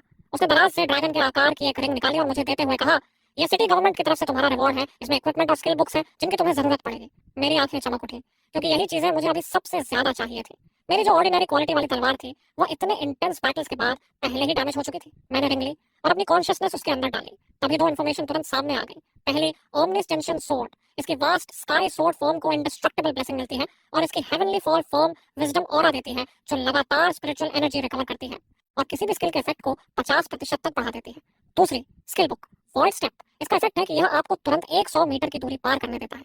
ये इक्विपमेंट और स्किल बुक देखकर मैं बेहद संतुष्ट था। दोपहर 2 बजे के आसपास एक काली ऑफिशियल कार स्कूल के सामने आकर रुकी और उसमें से एक आदमी और एक औरत उतरे। लेमिगस तुरंत गंभीर चेहरे के साथ उनका स्वागत करने आगे बढ़ा, क्योंकि टॉप अकादमीज के रिक्रूटर्स अक्सर मार्शल ट्रांसजेंडर्स होते हैं और यहाँ तक कि मेयर को भी उनसे इज्जत से पेश आना पड़ता है। हम रिसेप्शन रूम में पहुंचे। आराम से बैठे गिफे ने बस इतना पूछा, चैन कहाँ है? तभी दरवाजा खुला और मैं और लून अंदर चले गए। गिफेट ने मुझे सिर से पांव तक देखा और कहा, बुरा नहीं, तुम्हारी यह पर्सनालिटी मेरी एकेडमी के लिए बिल्कुल सही है। उसके पास बैठे फेंगी ने तुरंत नाराजगी जताई। बाहर की दुनिया में लुक देखकर चुनना ठीक है, लेकिन यूंग एकेडमी में भी क्या आप चेहरा देखकर भर्ती होती है? फिर उसने मेरी तरफ देखते हुए कहा, चलन, मेरी किंग 10 एकेडमी चुनो। तुम्हें जितने रिसोर्सेज चाहिए सब मिलेंगे और वेलकम गिफ्ट में 3 ट्रेजर्स भी। ये सुनते ही बाकी लोग भी बोलने लगे, क्या तुम विंटर चैंपियन की वैल्यू पर शक कर रहे हो? हाँ चलन, वो तुम्हें अंडर एस्टिमेट कर रहा है। वहां जाकर बेइज्जती मत कराना। लेमन जी और लून दोनों इस दृश्य से हैरान रह गए, क्योंकि माहौल अचानक बहुत तनावपूर्ण हो गया था। जो भी रिक्रूटर पहले ऑफर देता, बाकी 4 तुरंत उसकी बात काट देते और स्थिति और भी कैओटिक होती जा रही थी। आखिर गिफेट ने गहरी सांस ली और मेरी तरफ देखकर कहा, तुम फर्स्ट अवेकनिंग तक पहुंच चुके हो, है ना? और अभी तक समनिंग शुरू नहीं की होगी। अगर तुम उनके ज्वाइन करते हो तो मैं सीधे हायर अथॉरिटीज से रिक्वेस्ट करके तुम्हें समनिंग के लिए सबसे अच्छे मटेरियल्स दिला सकता हूँ। तुम्हारा ब्लैक वुल्फ ग्रोथ टैलेंट रखता है, इसलिए तुम जो भी रिसोर्स चाहो मांग सकते हो, यहाँ तक कि सोमनियो भी। ये सुनते ही बाकी 4 लोग चुप हो गए, क्योंकि इतनी जनरस कंडीशन उनके लिए भी बहुत ज्यादा थी। इस साल वैसे भी कम से कम 10 कैंडिडेट्स ऐसे थे जिनके 20,000 से ज्यादा पॉइंट्स थे, इसलिए सिर्फ विंटर चैंपियन को रिक्रूट करने के लिए इतनी रिसोर्सेज खर्च करना उन्हें ठीक नहीं लगा और उन्होंने चुपचाप पीछे हटना ही बेहतर समझा। मैंने बस सिर हिलाया और कहा, बाकी सब ठीक है, लेकिन सोमन्यू रहने दो। गिफेट की भौहें ढीली पड़ गई और खुश होकर वो बोला, अगर तुम्हें ज्यादा मैच्योर लोग पसंद है तो मैं भी मौजूद हूँ। मैं कहना चाहता था कि मेरा वह मतलब नहीं था, लेकिन शब्द गले में ही अटक गए। आखिरकार मैंने यूंग एकेडमी ही चुन ली। इसलिए नहीं कि गिफे खास तौर पर हैंडसम था, बल्कि इसलिए कि उसका ऑफर सच में बहुत ज्यादा अच्छा था। कुछ ही समय बाद नया सेमेस्टर शुरू होने का दिन आ गया। उनकी एकेडमी चोंगत्यान शहर में स्थित है, जो जुसोंग प्रोविंस की राजधानी है, और यहाँ पूरे देश के सबसे बेहतरीन स्टूडेंट्स पढ़ने आते हैं। मैं सबसे पहले एक रैंडम डॉर्मेटरी में गया, जिसके अंदर हर तरह का इक्विपमेंट और डेली नेसेसिटीज मौजूद थे। तभी मेरा स्पेशल डिवाइस अचानक वाइब्रेट हुआ और एक मैसेज दिखाई दिया, तुम्हारे समनिंग मटेरियल्स अप्रूव हो गए हैं। अगर तुम्हें और रिसोर्सेज चाहिए हो तो बता देना, मैं पूरी कोशिश करूंगा उन्हें तुम्हारे लिए हासिल करने की। यह मैसेज भेजने के बाद जैस अपनी मुलायम कुर्सी पर पीछे टिक गया और उसके पास खड़ा डब्ल्यू हैरान होकर बोला, लेकिन हमारे पास तो पहले से ही इतनी रिसोर्सेज हैं कि उनसे 4 प्रोविंशियल लेवल चैंपियंस को रिक्रूट किया जा सकता है। ये सब चीजें शेनलिन की असली कीमत से बहुत बहुत ज्यादा है। साफ साफ कहूँ तो वो बिल्कुल भी उस चीज के लायक नहीं है जो हमने उसे दी है। गिफेट बस मुस्कुराते हुए उसे देखता रहा और बोला, नए छात्रों की कंपटीशन कल होने वाली है, तब तुम खुद ही देख लेना। मैंने समन करने वाले मटेरियल्स जमीन पर रख दिए और हवा में हाथ बढ़ाया। जैसे ही मैंने समनिंग स्पेल इस्तेमाल किया, पूरा कमरा सफेद रोशनी से भर गया। कुछ मिनट बाद मेरी आंखों के सामने जो दिखाई दिया वो एक क्रीचर था, जिसके 2 जोड़े बैंगनी पंख थे, करीब 60 सेंटीमीटर का, पूरी तरह चांदी जैसा चमकता हुआ बटरफ्लाई। मैंने मन ही मन सोचा, उम्मीद है यह पूरी तरह बेकार नहीं होगा। मेरे होंठ का कोना हल्का सा फड़का और मैंने चुपचाप उसका स्टैट पैनल चेक किया। समन्वय लेवल 1, स्ट्रेंथ 1, कॉन्स्टिट्यूशन 1, एग्लिटी 1, मैजिक 1, सिर्फ 4 बेस स्टैट पॉइंट्स। ये तो शुरुआत में हीलिंग से भी खराब है। मैंने सिर हिलाया। शायद ये अब तक की सबसे कमजोर समन होगी, लेकिन कोई बात नहीं, मैं तुम्हें इन्फिनिट पोटेंशियल दूंगा। मैंने उस चांदी के डिस्क को धीरे धीरे अपनी तरफ उठते देखा और उंगली से पकड़ लिया। एनालिसिस शुरू हुआ। लॉयल्टी 100%, कभी धोखा नहीं देगा। वाइटल कनेक्शन एस्टैब्लिश करने की पुष्टि के बाद अचानक मेरे भीतर से ऐसी भयानक दर्द उठी जैसे मेरी आत्मा फट रही हो। तभी नोटिफिकेशन आया, congratulations, your summoned creature has awakened, unique talent, rank SSS, divine Metamorphosis, किसी भी रूप में बदलकर अलग अलग एबिलिटीज हासिल कर सकता है। उसी पल यंदी एक फ्लोरेसेंट रोशनी में बदल गया और मेरी ही शक्ल ले ली। एक सपाट आवाज में उसने कहा, मास्टर, प्रिलिमिनरी एनालिसिस के अनुसार मैं डिवाइन मेटामॉर्फोसिस की पूरी शक्ति दिखा पाऊंगा। मैंने बॉक्स खोला। अंदर कॉम्बैट आर्मर के कई हिस्से थे। मैंने वाई की तरफ इशारा किया और उससे माइंड लिंक के जरिए बात की। वाई ने हल्का सा सिर हिलाया, फ्लोरोसेंट रोशनी में बदला और मेरे हाथ को लपेट लिया। तुरंत ही एक चांदी का कॉम्बैट आर्मर प्रकट हुआ और धीरे धीरे मेरे पूरे शरीर को ढकने लगा। ये बिल्कुल परफेक्टली फिट था, जैसे ये आर्मर हमेशा से मेरे शरीर का हिस्सा रहा हो। मैं संतुष्ट होकर मुस्कुराया। इसके अलावा डिवाइन मेटामॉर्फोसिस में मेटल्स के साथ मर्ज होकर अपनी मजबूती बढ़ाने की क्षमता भी है, बिल्कुल ग्लटनस ग्रीड की तरह। ये एक मॉन्स्टरस टैलेंट है जो लगातार मजबूत हो सकता है। ये सोचकर मैंने पहले उस सिल्वर डिस्क को ट्रेन करने का फैसला किया। मैंने गिफेट को मैसेज भेजा कि मुझे खास प्रॉपर्टीज वाले मेटालिक मटेरियल्स चाहिए। मुश्किल से आधे घंटे में सामान आ गया और नोटिफिकेशन मिला। ये अलग अलग प्रॉपर्टीज वाले रेयर मेटल ओर्स थे। हर एक बेहद कीमती रिसोर्स माना जाता है। अपने कमरे में लौटकर मैंने सिल्वर डिस्क को उन ओर्स के साथ फ्यूज करना शुरू किया। जल्दी ही मेरे शरीर पर मौजूद आर्मर बेहद मजबूत हो गया। अब तो सेकंड स्पेशलाइजेशन वाला फाइटर भी इसे तोड़ने में मुश्किल महसूस करेगा। साथ ही आर्मर का वजन 5 टन तक पहुंच गया, लेकिन मुझे जरा भी फर्क नहीं पड़ा। लेकिन अगर ये किसी दुश्मन पर गिर जाए तो जैसे उस पर पहाड़ टूट पड़े। जब मैं लिविंग रूम में पहुंचा तो शोर सुनकर मेरे 3 रूममेट्स थोड़े हैरान थे। उनमें से एक आदमी आगे बढ़ा और बोला, ठीक है प्रोविंस, 15 जुआन का दूसरा रैंकर एक ऑनऑर्डिनरी क्लास के साथ प्रोविंस में हाईएस्ट स्कोर ले आया। ये सच में इंप्रेसिव है। लेकिन क्या ये बस इसलिए नहीं क्योंकि उसे एक ओवरपावर्ड समन्ड क्रिएचर मिल गया? उस आदमी के चेहरे पर ठंडी और तिरस्कार भरी एक्सप्रेशन थी। वो लॉन्ग्स प्रोविंस का दूसरा रैंकर था जिसने एंट्रेंस एग्जाम में 23,000 स्कोर किया था। बस उसकी प्रोविंस में कोई बड़ा जीनियस नहीं था, इसलिए उसे पहला स्थान मिल गया। उसके हिसाब से ये वैसा ही है जैसे अंधों के देश में काना राजा। फेंग वाई हल्का सा मुस्कुराया और बोला, मेरे हिसाब से अगर इतनी पावरफुल समन्ड क्रीचर ने उसके कॉल का जवाब दिया है तो इससे साफ है कि शेनलिन में कुछ खास जरूर है। तभी झगड़ा होने ही वाला था कि पूरी एकेडमी में एक आवाज से गूंज उठी। सभी नए छात्र तुरंत अपने वेपन्स और इक्विपमेंट लेकर यो स्क्वायर पर इकट्ठा हो। जायंग जो सोफे पर बैठा था बोला, लगता है फर्स्ट ईयर टूर्नामेंट आधा महीना पहले शुरू हो रहा है और शहर के बाहर म्यूटेंट बीस्ट्स भी तेजी से बढ़ रही हैं, इसलिए एकेडमी चाहती है कि हम लोग उन बीस्ट्स को साफ करने का काम संभालें। ये सुनकर मैं चुप हो गया। मुझे अचानक रीइंकार्नेशन डंजन वाला वर्ल्ड याद आ गया। मैंने मन ही मन सोचा, मुझे उम्मीद नहीं थी कि एंजाइन इतनी जल्दी उसी तरह के क्राइसिस का सामना करेगा। तभी उस ठंडे चेहरे वाले आदमी की घमंडी आवाज मेरे कानों में गूंजी, अच्छा हुआ ये पहले हो गया। चैनलिन, मैं तुम्हें कुचल दूंगा और साबित कर दूंगा कि मेजर का टाइटल तुमसे ज्यादा मैं डिजर्व करता हूँ। 4 नंबर 1 मुझे घमंड भरी नजर से देख रहा था। मैं मुस्कुराया और बोला, देखते हैं असली बेस्ट कौन है, लेकिन आखिर में सबको कुचलने वाला मैं ही होऊंगा। जंक स्क्वायर पर नए छात्र एक एक करके इकट्ठा होने लगे। टीम लीडर ने आगे बढ़ते हुए कहा, जो लोग रैंकिंग में सबसे नीचे रहेंगे उन्हें शहर से बाहर जाकर म्यूटेंट बीस्ट्स को मारना पड़ेगा और मौत के खतरे में रहकर ही मजबूत बनना होगा। उसके पीछे खड़ी सेक्रेटरी ने टैबलेट पकड़े हुए कहा, नए छात्रों की ग्रैंड कंपटीशन अभी शुरू होती है। आप सब लेवल 20 से 30 के बड़े dungeon canyon of the rift में प्रवेश करेंगे। यही कंपटीशन तय करेगी कि भविष्य में आपको कितने रिसोर्सेज मिलेंगे। घोषणा खत्म होते ही डंजन का दरवाजा धीरे धीरे खुला और एक भारी ऑरा बाहर निकलकर पूरे इलाके में फैल गया। कुछ लोगों के पैर कांपने लगे, उनके होंठ भी हल्के हल्के थरथरा रहे थे। किसी ने घबरा कर कहा, यह मजाक है क्या? मैंने अभी तक अपना पहला क्लास चेंज भी नहीं किया, हम वहाँ अंदर कैसे लड़ेंगे? लूसियन भीड़ में बेचैनी से किसी को ढूंढ रहा था। जल्दी ही उसने उस इंसान को देख लिया जिस पर उसे सबसे ज्यादा भरोसा था, पिगलिन। मैंने देखा कि लक्सान दौड़ते हुए मेरी तरफ आ रहा है और उसके साथ छोटे बालों वाली एक ग्रे स्किन डीमन लड़की भी है। उसने पहले कहा था कि वो भी मेरी तरह यंग अकेडमी में दाखिला लेगा। मुझे लगा था वो मजाक कर रहा है, लेकिन उसने सच में कर दिखाया। उसने कहा, ये मेरी छोटी बहन है, लूनिंग। मैंने थोड़ा अजीब सा चेहरा बनाया। लूनिंग शर्माते हुए अपने भाई के पीछे छिप गई और बहुत धीमी आवाज में बोली। मैंने आह भरी। हार मानते हुए उन्हें पार्टी इनविटेशन भेज दी। जब उसने मुझे और टीममेट्स जोड़ते देखा तो उस भावहीन चेहरे वाले आदमी ने हल्का सा भौहें सिकोड़ ली। रंजन में प्रवेश करने से ठीक पहले उसने ठंडी आवाज में कहा, कम से कम इतनी शर्मनाक तरीके से मत हारना चैनलिन। मैंने कोई जवाब नहीं दिया। अगले ही पल हम तीनों गायब हो गए। जल्द ही सारे छात्र डंजन में प्रवेश कर चुके थे। एक इंस्ट्रक्टर ने हाथ हिलाया और वाटर प्रोजेक्शन स्पेल चला दिया। कैनियन ऑफ द रिफ्ट सैकड़ों किलोमीटर तक फैला हुआ था, बिल्कुल एक विशाल मेज की तरह। जैसे ही हम अंदर गए, सामने से एक जोरदार दहाड़ सुनाई दी। बढ़िया, अब मैं अपनी मौजूदा ताकत टेस्ट कर सकता हूँ। बस एक सोच के साथ ही सफेद रोशनी की चमक में एक सिल्वर बटरफ्लाई प्रकट हो गया। उसी समय मेरा शरीर चांदी के कॉम्बैट आर्मर से ढक गया। मैंने दायां हाथ आगे बढ़ाया और सेलेस्टियल सेप्टर तुरंत प्रकट हो गया। फिर मैंने अपनी पीठ से सिल्वर सेबर निकाली और छलांग लगा दी। मेरी आकृति गायब हुई और एक झटके में दर्जनों मीटर दूर मॉन्स्टर्स के सामने प्रकट हो गई। ये एक ऐसी स्किल थी जो आमतौर पर भागने के लिए इस्तेमाल होती है, लेकिन मैं इसे दूरी कम करने के लिए इस्तेमाल कर रहा था। हाँ, मैंने अपनी सेलेस्टियल ब्लेड नीचे गिराई जैसे मक्खन काट रहा हो। तलवार कई मॉन्स्टर्स के शरीरों को आसानी से चीरती चली गई।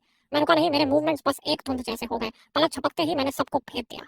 मॉन्स्टर्स को प्रतिक्रिया देने का मौका तक नहीं मिला। वे हैरान नजरों के साथ जमीन पर गिर पड़े। ये देखकर लॉक्सियन उत्साह से चिल्लाया, लिन, तुम तो बहुत ताकतवर हो, हमें कुछ करने की जरूरत ही नहीं। और इस बीच एक्सपीरियंस पॉइंट्स भी तेजी से बढ़ रहे हैं। सही पावर हाउस टीममेट के साथ होना ही असली मजा है। बाहर इंस्ट्रक्टर्स जो ये दृश्य देख रहे थे, सब स्तब्ध थे। ये स्पीड और डैमेज तो लगभग किसी हिडन मेले क्लास के स्तर का है। इसके बेस स्टैट्स पूरी तरह असामान्य है। शेनलिन अपनी दूसरी क्लास स्पेशलाइजेशन के साथ भी इतनी मेले पावर नहीं दिखा सकता। तभी एक इंस्ट्रक्टर ने सोचते हुए कहा, कहीं ये सिल्वर बटरफ्लाई उसकी दूसरी समन तो नहीं? ऐसी समन जो खुद वेपन में बदल सकती है, ऐसा पहले कभी नहीं देखा। यहाँ तक कि बहुत विद्वान डीन भी थोड़ा हैरान था। गेफेथ के होठों पर उभरती संतुष्ट मुस्कान देखकर उसने सिर हिला दिया। अभी भी करीब 10 लोग हैं जिनके पॉइंट्स शेनलिन से ज्यादा हैं। टीम स्कोर बहुत कम मिलता है। अगर वो बस इतना ही कर सकता है तो चैंपियन का टाइटल डिजर्व नहीं करता। ये तो तुम्हारा फ्यूचर स्टार है ना? अगर वो खुद को शर्मिंदा करे तो तुम्हें क्या फायदा। जैसे ही वो जवाब देने वाला था, उसके सिर के पीछे जोरदार चोट लगी। फुतांग के सिर से काला खून बह रहा था। इसी बीच डंजन के अंदर मेरा सिल्वर आर्मर पहले ही खून से ढक चुका था। मैं लेवल 20 के मॉन्स्टर्स को एक ही बार में मार सकता हूँ। लगता है मैं दूसरी एवोल्यूशन के शिखर तक पहुंच गया हूँ। भले ही मैं तीसरी एवोल्यूशन वाले फाइटर को सीधे नहीं हरा सकता, लेकिन कम से कम बिना घायल हुए बच सकता हूँ। तभी अचानक नकारात्मक भावनाओं की एक लहर मेरे दिमाग में घुस गई, जैसे मुझे खुद अपनी जान लेने के लिए उकसा रही हो। मुझे स्थिर खड़ा देखकर लोक्सियन जल्दी से बोला, लूनिंग अपना डोमेन वापस लो, क्योंकि उसे पता था कि उसका टैलेंट कितना खास है। घबराई हुई लूनिंग ने तुरंत ऐसा ही किया। मैंने मुस्कुराकर उसे आश्वस्त किया, चिंता मत करो, ऐसी चीजें मुझ पर असर नहीं करती। मैंने अपने रिकॉर्डर पर नजर डाली, सिर्फ एक 100 पीस पॉइंट्स। ये बहुत धीमा है। अगर मुझे जल्दी मजबूत बनना है तो मुझे हर हाल में फर्स्ट प्लेस लेना होगा और एकेडमी का पूरा सपोर्ट और रिसोर्सेज हासिल करने होंगे। चाहे यंग हो या एमिंग, दोनों के लिए मुझे बहुत सारे रिसोर्सेज चाहिए। ये सोचते ही मेरी इच्छा शक्ति प्रकट हुई और सफेद रोशनी की चमक में एक विशाल और उग्र डेमोनिक वुल्फ एमिंग प्रकट हो गया। उसकी डरावनी हुंकार पूरे कैनियन में गूंज उठी। पहली बार एमिंग को देखकर लोनिंग डरकर उछल पड़ी और मेरे पीछे छिप गई। मैंने एमिंग को आदेश दिया, जाओ एमिंग, इस कैनियन की सारी डेमोनिक बीस्ट्स को खत्म कर दो। मेरा आदेश सुनते ही एमिंग की आंखें क्रोध से भर गई और वो तुरंत गायब हो गया, सीधे कैनियन की गहराइयों की ओर दौड़ पड़ा। थोड़ी ही देर बाद मेरी कलाई पर मौजूद रिकॉर्डर लगातार पॉइंट्स बढ़ने की सूचना देने लगा। मैं खुद भी दूसरे रास्ते पर निकल पड़ा ताकि दोनों तरफ से फार्मिंग कर सकूं। दूर कहीं एक लड़की बैंगनी लाइटिंग ड्रैगन को नीचे मौजूद अनगिनत मॉन्स्टर्स पर गिरा रही थी। जैसे ही हमला गिरा, जमीन फट गई और लाल रंग की बिजली लगभग 100 मीटर के दायरे में फट पड़ी, सारे मॉन्स्टर्स को मिटा दिया। लेकिन लड़की के चेहरे पर असंतोष था। ये सब बेकार है, जरा भी रेजिस्टेंस नहीं देते। अपनी बहन को फिर से बैटल फ्रेंजी में जाते देखकर रोलन बेबस लग रही थी। अचानक एक भारी और जलती हुई ऑरा महसूस हुई। प्रतिक्रिया देने से पहले ही उसने लोयोंग की आंखों में जलती हुई लड़ाई की प्यास देखी। तुरंत ही भयंकर लाइटनिंग उसकी काली भाला के चारों ओर लिपट गई, क्योंकि एक विशाल काले पत्थर जैसा जायंट वुल्फ उसकी तरफ दौड़ता हुआ आ रहा था। उसके वर्टिकल प्यूपल्स देखकर वो एक पल को कांप उठी, लेकिन तुरंत ही लोयोंग के सुंदर चेहरे पर पागलपन की चमक उभरी और वो सीधे उस जायंट वुल्फ पर टूट पड़ी।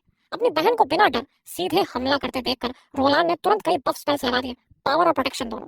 उसकी मदद से लोयोंग की कॉम्बैट पावर तुरंत दोगुनी हो गई। अब वो तीसरी एवोल्यूशन के बॉस से भी टक्कर ले सकती थी। जब दोनों टकराए तो भयानक ताकत की टक्कर से शॉकवेव उठी और चारों तरफ फैल गई। लेकिन जब उसने देखा कि काला जायंट वुल्फ बिल्कुल सुरक्षित खड़ा है और उसके चारों ओर सुनहरी रोशनी तैर रही है, तो लोयोंग का चेहरा चम गया। मेरे इस अटैक में तो तीसरी एवोल्यूशन की ताकत थी, फिर भी इसे कुछ क्यों नहीं हुआ। एमिंग ने ठंडी नजरों से उस इंसान को देखा जिसने बिना वजह उस पर हमला किया था। बस एक पंजे के वार से ही उसकी तीनों प्रोटेक्टिव बैरियर्स टूट गई और लोयोंग की देह पीछे जा गई। रोलन का चेहरा डर से पीला पड़ गया। उसने दोनों हाथ जोड़कर कई दर्जन मीटर ऊंची एक पवित्र आकृति को समन किया। गार्डियन एंजल, यहाँ प्रकट हो।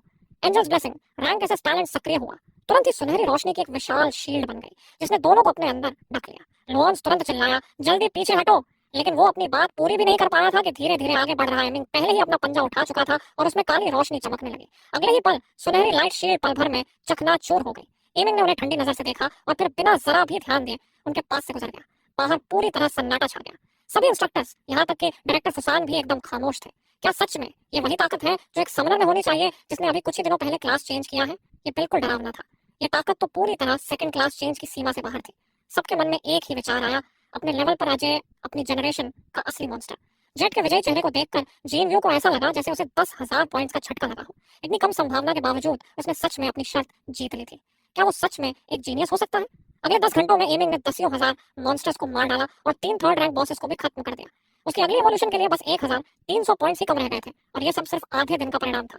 लेकिन जितना आगे बढ़ते गए, प्रोग्रेशन उतनी ही कठिन होती गई। उधर लोअन और लोइंग बेहद उत्साहित थे। पहली बार वो बिना किसी मेहनत के इतनी आसानी से लेवल अप कर रहे थे। मैं अपने डेटा रिकॉर्डर को देखकर मुस्कुराया। मेरे पॉइंट्स पहले ही 34,000 तक पहुंच चुके थे। थोड़ी देर बाद एमिंग चारों तरफ तबाही मचाकर वापस आ गया।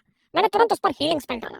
जल्द ही डंजन का समय खत्म होने का संकेत देने वाली सफेद रोशनी हमें घेरने लगी और हम सब याओ स्क्वायर पर टेलीपोर्ट हो गए। जैसे ही हम प्रकट हुए, अनगिनत हैरान नजरें हमारी ओर मुड़ गई। आसपास कई छात्रों के चेहरे झुके हुए थे, खासकर उस भावहीन आदमी के। उसके चेहरे पर शर्म साफ दिख रही थी। एक ही पंजे के वार में एक विशाल काले भेड़िए से पूरी तरह घायल होना उसके लिए बहुत बड़ा अपमान था। तभी डायरेक्टर का सेक्रेटरी ऊंची आवाज में बोला, अब मैं सभी नए छात्रों की रैंकिंग घोषित करता हूँ।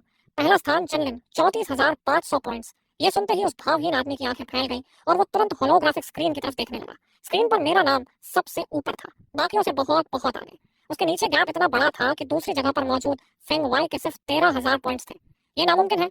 वो आदमी यकीन नहीं कर पा रहा था। उसे लगा रैंकिंग में कोई गलती है और वो अकेला नहीं था। कई लोग इसे अविश्वसनीय मान रहे थे। आखिर ऐसा कैसे हो सकता है कि बाकी लोग, यहाँ तक कि 2 सिल्वर मेडलिस्ट्स के भी इतने कम पॉइंट्स हो? चारों तरफ फैले भ्रम को देखकर सेक्रेटरी ने समझाया, जिस जायंट ब्लैक वुल्फ से आप में से कई लोग टकराए थे, वो चैनलिन के समान है। आप में से बहुतों ने उसे रोकने की कोशिश की और एक ही बार में गंभीर रूप से घायल हो गए। ये सुनते ही सबकी आंखों में जबरदस्त शौक भर गया। मंच पर खड़े सेक्रेटरी ने घोषणा की, नए छात्रों की बड़ी कंपटीशन अब समाप्त होती है। इनाम के क्रेडिट्स आपके खातों में भेज दिए जाएंगे। अब आप अपने अपने इंडिविजुअल पवेलियन में लौट सकते हैं। जैसे ही मैं दरवाजा खोलकर बाहर निकला, उस भावहीन आदमी के चेहरे पर अजीब सी झिझक थी। उसने थोड़ी देर सोचा, फिर गहरी सांस लेकर बोला, तुम्हारा सामान थोड़ी देर पहले आ गया था। लगता है ये दूसरा बैच मटेरियल्स का है। तुम यहाँ नहीं थे, इसलिए मैंने उन्हें तुम्हारे कमरे में रख दिया। मैं थोड़ा हैरान हुआ, फिर मुस्कुराकर बोला, ठीक है, धन्यवाद। उसने नजरें फेर ली और धीरे से कहा, कोई बात नहीं। मैं अपने कमरे में लौट आया और बड़ी काली पेटी खोल दी। इस बार रेयर मेटल्स की मात्रा पहले बैच से भी ज्यादा थी। जब तक सिल्वर डिस्क पर्याप्त मेटल के साथ फ्यूज होती रहेगी, तब तक एमिंग भी उसकी मजबूती नहीं तोड़ पाएगा। साथ ही इसमें अलग अलग प्रॉपर्टीज हासिल करने की संभावना भी है। उस समय इसकी डिफेंस ही नहीं, इसकी कॉम्बैट पावर भी बेहद डरावनी हो जाएगी। मेरा इरादा सिर्फ एक ऐसा समनर बनने का नहीं है जिसके पास खुद की कोई फिजिकल पावर ना हो। ऐसा समनर बहुत बड़ी कमजोरी होता है। एक बार टारगेट बन गया तो उसे खत्म करने के कई तरीके होते हैं। लगभग 10 मिनट बाद सारे मेटल सिल्वर डिस्क में फ्यूज हो चुके थे। अब उसकी मजबूती ऐसी थी कि थर्ड रैंक फाइटर भी उसे भेद नहीं सकता था। साथ ही उसका वजन 13 टन तक पहुंच चुका था। हमारी ताकत के म्यूचुअल एम्पलीफिकेशन के साथ मेरा एक मुक्का भी जमीन को चकनाचूर कर सकता था। तभी मुझे रिवॉर्ड के तौर पर मिले 50,000 एकेडमी क्रेडिट्स भी मिल गए। थोड़ा सोचने के बाद मैंने सारे क्रेडिट्स खर्च कर दिए और दर्जनों फ्रूट टाइप रिसोर्सेज खरीद लिए। जब डिलीवरी आई तो मैंने सब एक साथ खोल दिए और एमिंग को बुलाकर उसे खिलाने लगा। जल्दी ही मैंने महसूस किया कि गर्म ऊर्जा की लहरें मेरे शरीर को मजबूत कर रही हैं। मेरे पूरे शरीर में एक जबरदस्त सुकून फैल गया और एमिंग का आकार धीरे धीरे बढ़ने लगा। कुछ ही मिनटों में वो 40 मीटर तक पहुंच गया। और जब से मैं मास्टर समनर बना हूँ, हर लेवल अप पर मुझे 5 अतिरिक्त स्ट्रेंथ पॉइंट्स मिलते हैं। मैंने पूरी समनर क्लास की परिभाषा ही बदल दी। एक फ्रैजाइल क्लास जो सिर्फ स्पिरिट पावर पर निर्भर रहती है और पीछे छिपती है, उसे मैं एक पूरी तरह ऑफेंसिव टाइप बन चुका हूँ। आज एकेडमी का आधिकारिक पहला दिन था। हमारे डॉर्म के हम चारों को जनरल क्लास में रखा गया था। रास्ते में हमारी मुलाकात लोक्शन और लुओनी से हुई, जो उसी क्लास में थे। जैसे ही हम क्लासरूम में दाखिल हुए, देखा कि वहाँ पहले से काफी लोग मौजूद थे। लगता था कि अभी भी सब शौक में हैं, क्योंकि एक ही समन का सबको कुचल देना पहले कभी नहीं देखा गया था। तभी दो बेहद खूबसूरत जुड़वाओ लड़कियां अंदर आई। रोएनी और लोलान ने एक पल चारों ओर देखा और फिर आकर ठीक मेरे सामने बैठ गई। उसी समय लंबी कद वाली गिफिट क्लासरूम में आई। उसने पूरी क्लास पर नजर दौड़ाई और बोली, मेरा नाम गिफिट है और मैं तुम्हारी होम रूम टीचर हूँ। और हाँ, अगर तुम्हें कोई समस्या हो तो कोशिश करना मेरे पास मत आना। मुझे झंझट संभालने में आलस आता है। फिर उसका चेहरा अचानक गंभीर हो गया और उसने सख्त आवाज में कहा, तुम सब अपने अपने प्रोविंसेस के जीनियसेस हो। इस अकेडमी में दाखिला पाने के लिए तुमने बहुत मेहनत की है। मुझे लगता है तुम यहाँ बेहतर रिसोर्सेज पाने के लिए आए हो। लेकिन दुर्भाग्य से लिसु क्लैन ने कई दशकों की तैयारी के कारण धीरे धीरे बहुत बड़ा फायदा हासिल कर लिया है और जल्द ही वो हमारे डिफेंसेस को एक ही झटके में तोड़ देंगे। ये सुनते ही सबने अविश्वास से उसकी ओर देखा। आखिर मौजूदा समाज तो पूरी तरह व्यवस्थित दिखता है। यहाँ तक कि कई तरह के एंटरटेनमेंट भी तेजी से विकसित हो रहे हैं और फल फूल रहे हैं। मीडिया भी बार बार यही घोषित करता है कि हालात पहले से बेहतर हो चुके हैं। इंटरनेट पर भी कोई नकारात्मक खबर दिखाई नहीं देती। सब कुछ शांत और स्थिर लगता है। और अब हमें बताया जा रहा है कि एक भयानक कैटास्ट्रोफ हमारे ऊपर आने वाली है। सबकी हैरानी और उलझन देखकर गिफिट ने धीमी आवाज में आगे कहा, क्या तुम्हें ये अजीब नहीं लगता कि हमारे समाज में लगभग कभी भी रैंक 5 से ऊपर के फाइटर्स दिखाई नहीं देते? यहाँ तक कि एक पूरी प्रोविंस की रक्षा करने वाली आर्मी में भी सबसे ताकतवर लोग सिर्फ रैंक 4 के होते हैं। ये सुनकर सभी छात्र सोच में पड़ गए और उन्हें एहसास हुआ कि सच में ऐसा ही है। सामान्य तौर पर एक रैंक 5 एलीट फाइटर भले ही आम ना हो, लेकिन इतना दुर्लभ भी नहीं होना चाहिए कि इंटरनेट या असल जिंदगी में उसे देखना लगभग असंभव हो जाए। तभी उनके मन में एक डरावनी संभावना उभरने लगी। सबसे बेहतरीन एकेडमी से ग्रेजुएट होने वाले स्टूडेंट्स कम से कम रैंक 4 तक पहुंच जाते हैं और उनमें से ज्यादातर बिना हिचकिचाहट फ्रंट लाइन पर चले जाते हैं। इसी वजह से पीछे का इलाका शांति में जी पाता है। गिफिट ने आगे कहा कि ऐसी खबरें जो पैनिक फैला सकती हैं, स्वाभाविक रूप से सभी देशों द्वारा सख्ती से रोक दी जाती है। इसलिए बहुत से सिविलियंस इस स्थिति के बारे में कुछ भी नहीं जानते। लेकिन फिलहाल सबसे जरूरी बात यह है कि म्यूटेंट बीस्ट्स की संख्या लगातार बढ़ती जा रही है। अगर हम उन्हें नियंत्रित नहीं कर पाए तो जो विदेशी रेसर्स इस हालात को खोज लेंगी, वो तय समय से पहले ही एक बड़ा हमला शुरू कर देंगे। गिफेट ने सभी छात्रों की ओर देखा और कहा, इसीलिए अब हमारे कदम उठाने का समय आ गया है। सभी एकेडमीज अपने सबसे बेहतरीन छात्रों को मिलिट्री बेसिस पर भेजेंगे ताकि वे म्यूटेंट बीस्ट्स की संख्या कम करने में हिस्सा ले सके। जो भी इस मिशन के लिए मिलिट्री बेस जाना चाहता है और म्यूटेंट बीस्ट्स को खत्म करने के ऑपरेशन में भाग लेना चाहता है, वो खड़ा हो जाए। ये शब्द जैसे ही क्लासरूम में गूंजे, कुर्सियों के खिसकने की आवाज तुरंत सुनाई देने लगी। स्वाभाविक ही था कि मैंने एक पल भी बिना सोचे खड़े होने में देर नहीं की। मुझे खड़ा देखकर लोक्शन और लोनिंग भी तुरंत उठ गए। म्यूटेंट बीस्ट से लड़ना तो तय था, बस सवाल समय का था। फर्क सिर्फ इतना था कि ये अपेक्षा से थोड़ा पहले आ गया था। धीरे धीरे देखा तो आधी क्लास अभी भी बैठी हुई थी। ये देखकर गिफे हल्का सा मुस्कुराई और बोली, आधी क्लास का वॉलंटियर बनना भी मेरी उम्मीद से ज्यादा है। चलो अब सब लोग मिलिट्री बेस के लिए निकलते हैं। तभी एक थोड़ा मोटा लड़का जो अभी भी बैठा था हैरानी से बोला, रुको, क्या हमें भी जाना होगा? गिफे ने शांत चेहरे से जवाब दिया, बिल्कुल। तुम सब इस क्लास के नए रिक्रूट्स हो और एकेडमी के एलीट माने जाते हो, इसलिए जाहिर है कि तुम भी जाओगे। मैंने अभी इसलिए बताया क्योंकि आर्मी पहले सिर्फ वॉलंटियर्स को ऑब्जर्वेशन सब्जेक्ट्स के रूप में चुनना चाहती थी। फिर उसने ठंडी आवाज में जोड़ा, अगर सच में हिम्मत नहीं जुटा पा रहे हो तो तुम्हारे पास दूसरा विकल्प भी है, एलुएट एकेडमी छोड़ दो। लगभग 20 छात्रों में से जो अब भी हिचकिचा रहे थे, उनमें से आधे तुरंत खड़े हो गए। इसके बाद गिफे पूरे समूह को लेकर एलुएट एकेडमी के बाहर निकल गई। स्कूल के मुख्य गेट के सामने सैनिकों से भरे दर्जनों भारी ट्रांसपोर्ट ट्रक्स खड़े थे। सैनिक गंभीर चेहरों के साथ इंतजार कर रहे थे। जैसे ही सभी छात्र ट्रक्स में चढ़े, जो एकेडमी आमतौर पर बहुत चहल पहल से भरी रहती थी, वो अचानक बिल्कुल सुनसान हो गई। ट्रक के अंदर गिफेट ने एक फाइल खोली और कहा, हमारा गंतव्य एंडुअन मिलिट्री बेस है। ये जॉन्टन शहर से लगभग 900 किलोमीटर दूर स्थित है। इसके ठीक सामने बेलन माउंटेन रेंज है, जिसका क्षेत्रफल कई लाख वर्ग किलोमीटर में फैला हुआ है। ड्रोन सर्वेस के अनुसार सिर्फ बाहरी इलाके में ही लेवल 10 से 30 तक की दसियों हजार म्यूटेंट बीस्ट्स मौजूद हैं, और अगर थोड़ा अंदर जाओ तो लेवल 40 से 50 तक की म्यूटेंट बीस्ट्स भी अनगिनत हैं। तुम्हारा काम सिर्फ आउटर एरिया की सफाई करना होगा। अब तक फ्रंट लाइन पर हम टेक्नोलॉजी की मदद से संख्या में कम होने के बावजूद उनके हमलों को किसी तरह रोकते आए हैं, लेकिन किसी अज्ञात कारण से हाल ही में उनके हमले कहीं ज्यादा उग्र हो गए हैं। वे दिन रात और हर दिशा से हमारी डिफेंस लाइंस पर हमला कर रहे हैं, और इसी वजह से फ्रंट लाइन की ट्रूप्स इस क्लीनिंग मिशन में हमारी कोई मदद नहीं कर सकती। लगभग 8 से 9 घंटे बाद ट्रूप ट्रांसपोर्ट ट्रक्स रुक गए। उनके भारी स्टील डोर्स किनारे की ओर खुल गए। बाहर काले कॉम्बैट यूनिफॉर्म में सैनिक कतार में खड़े थे, जैसे वे हमारे आने का इंतजार कर रहे हों। सैनिकों ने एक साथ हमें सैल्यूट किया। यह दृश्य देखकर हम सब थोड़े भावुक हो गए, और हर किसी ने अनजाने में अपनी ढीली ढाली मुद्रा छोड़कर सीधा खड़ा होना शुरू कर दिया। गिफेट आगे बढ़ी और बोली, सब लोग मेरे साथ मिशन काउंटर तक चलो। रास्ते में सब आसपास का नजारा देख रहे थे। मिलिट्री बेस बहुत विशाल था और चारों ओर आर्टिलरी टर्रेट्स लगे हुए थे। उसकी डिफेंसेस बेहद मजबूत थी। थोड़ी देर बाद हम मिशन काउंटर पर पहुंचे। वहां इंतजार कर रही एक महिला सैनिक ने हर किसी को एक ब्लैक स्मार्ट ब्रेसलेट दिया। ये ब्रेसलेट एंट्रेंस एग्जाम में इस्तेमाल हुए रिकॉर्डर जैसा दिखता था, लेकिन इसमें मिशन और मैप फंक्शंस भी थे। इसमें एक डिस्ट्रेस सिग्नल आइकन भी था। उसे दबाते ही मिलिट्री बेस को तुरंत सूचना मिल जाती और रेस्क्यू टीम भेज दी जाती। उसी समय आसपास मौजूद लोग भी तुरंत सूचना प्राप्त कर लेते ताकि जल्दी से मदद पहुंच सके। तभी ब्रेसलेट से एक आवाज आई, शॉ सिस्टम में आपका स्वागत है। आपकी सहायता करके खुशी होगी। इस म्यूटेंट बीस्ट क्लीनिंग ऑपरेशन में हर छात्र को रोज कम से कम एक मिशन स्वीकार करके पूरा करना होगा। आपने अभी तक अपना डेली कोटा पूरा नहीं किया है। कृपया जल्द से जल्द मिशन पॉइंट पर जाकर एक टास्क स्वीकार करें और उसे पूरा करें। स्मार्ट ब्रेसलेट ने हल्की सी बीप की। मैं तेज कदमों से उस बड़ी स्क्रीन की ओर बढ़ा जहां अनगिनत मिशंस दिखाई दे रहे थे, और मैंने उन्हें ध्यान से देखना शुरू किया। बेहतर होगा कि थोड़ा सावधानी से खेलें और कुछ ऐसी ऑर्डिनरी मिशंस ले लें जिनके लिए 3rd टियर चाहिए। अचानक मुझे महसूस हुआ कि कोई मुझे घूर रहा है। मैं तुरंत मुड़ा और देखा कि लुक्सिन और लूनिंग शुरू से ही मेरे पीछे पीछे आ रहे थे। उनकी आंखें बिल्कुल डरे हुए पिल्लों जैसी लग रही थी। उनके लेवल को देखते हुए अगर वे जंगल में जाएं तो हर कदम उनके लिए खतरा होगा। मैं हल्का सा मुस्कुराया। आखिर मुझे अपनी जिम्मेदारी अंत तक निभानी ही होगी। मैंने कई बार सिर हिलाया और उनकी आंखों में साफ साफ ग्रैटिट्यूड दिखाई दे रही थी। यह दृश्य देखकर फेंग वाई, जो अभी अभी लूनिंग को इनवाइट करने वाला था, अचानक रुक गया। उसे अंदर ही अंदर हल्की चिढ़ महसूस हुई। जुड़वा बच्चों को साथ लेना तो ठीक है, लेकिन उसे भी क्यों साथ ले जा रहा है? लिसोंग फेंग, जंगल बेहद खतरनाक है। वहाँ किसी भी समय एक्सीडेंट हो सकता है। क्यों ना हम टीम बनाकर एक दूसरे का ध्यान रखें। फेंग वाई थोड़ी बनावटी नरमी के साथ लोंग फेंग की तरफ मुड़ा। तभी लिसोंग फेंग ने ठंडे स्वर में कहा, दफा हो जाओ, कहीं और जाओ। उसने तिरस्कार भरी नजर डाली, अपनी मिशन चुनी और सपोर्ट क्लास की एक लड़की के साथ चला गया, चियोयांग। हमने अभी बात पूरी नहीं की थी, लेकिन चोयोंग ने उसे सीधे रोक दिया। तुम्हारे पास अभी भी हिडन कॉम्बैट पोजीशन है ना? नहीं, खुद को इतना कम मत समझो। जाओ और कुछ भरोसेमंद लोगों को ढूंढो जिनके साथ टीम बना सको।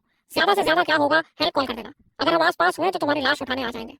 ये सुनते ही फेंग वाई को अचानक अपने आसपास एक ठंडी मलिशियस ऑरा महसूस हुई। थोड़ी देर बाद मैंने भी 3 मिशन चुन ली। यहाँ से 200 किलोमीटर दूर का एनरेज्ड ब्लैक एप, डेची का जायंट टाइगर और ब्लड स्पिरिट जायंट क्रोकोडाइल। इन सभी म्यूटेंट बीस्ट्स की लोकेशन मॉडिफाइड माइक्रोड्रोन्स से मिलती है, जिन्हें फॉर्मेशन मास्टर्स ने मॉडिफाई किया है और जिन पर ऑब्जर्वेशन आई इंग्रेव्ड है। सिस्टमैटिक सर्च के जरिए उनकी पोजीशन ट्रैक की जाती है। म्यूटेंट बीस्ट्स में बहुत स्ट्रॉन्ग टेरिटोरियल इंस्टिंक्ट होता है, इसलिए वे आमतौर पर अपने टेरिटरी से ज्यादा दूर नहीं जाती। इस क्लीनअप ऑपरेशन के लिए अलग अलग मिलिट्री बेसेस ने पूरी तैयारी की थी ताकि स्टूडेंट्स म्यूटेंट बीस्ट्स को ज्यादा आसानी और सुरक्षित तरीके से मार सके। उनकी सेफ्टी भी ध्यान में रखी गई थी।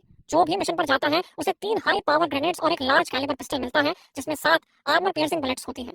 ये लेवल 20 म्यूटेंट बीस्ट को घायल करने के लिए काफी है। मुझे अपनी शूटिंग एक्यूरेसी पर कोई भरोसा नहीं था, इसलिए मैंने सिर्फ 3 ग्रेनेड्स ले लिए। वैसे भी मेरे पंच की पावर किसी आर्मर पियर्सिंग बुलेट से कहीं ज्यादा है।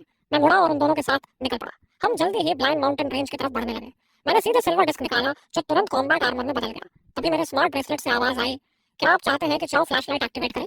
मैंने तुरंत हाँ कहा।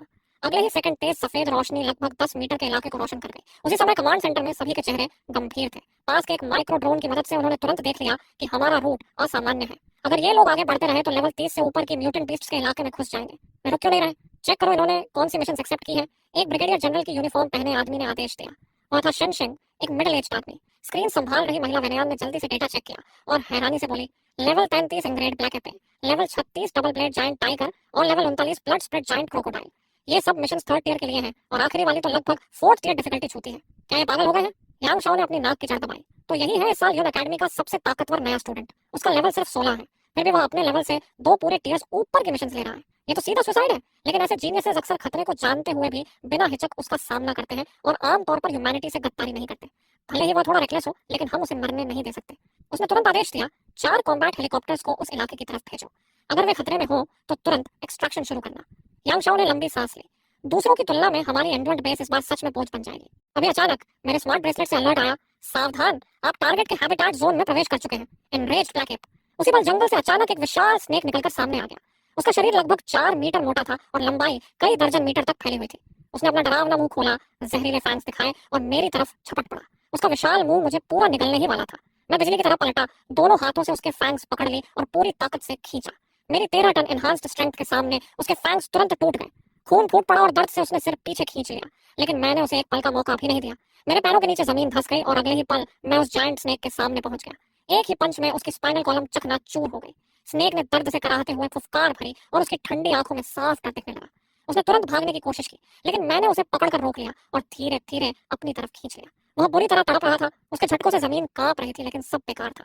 मेरा पंच सीधे उसके सिर पर गिरा और उसकी फ्लैश और ब्लड हवा में फट पड़े। उसका स्कल टूट कर बिखर गया। फिर मैंने उसकी लोअर जॉ दोनों हाथों से पकड़ी और उसे 2 हिस्सों में फाड़ दिया। यह दृश्य इतना भयानक था कि लूक्सन और लॉर्निंग डर से कांप उठे। उसी समय कमांड सेंटर में जहां सब कुछ देखा जा रहा था, वहां पूरी तरह सन्नाटा छा गया। हर चेहरे पर शौक था। ये तो पागलपन है। वह सिर्फ लेवल 16 है, फिर भी उसने लेवल 29 के जायंट पाइथन को मार दिया। आखिर यह कैसा मॉन्स्टर है? यांग शाओ चुपचाप सिर झुकाकर बार बार उस फाइल को पढ़ने लगा जो उसके हाथ में थी। इसमें साफ लिखा है कि उसकी क्लास समनर है। तभी अचानक स्क्रीन से एक भयानक रोर सुनाई दिया और कमरे में मौजूद सभी लोगों के चेहरे एकदम सख्त हो गए।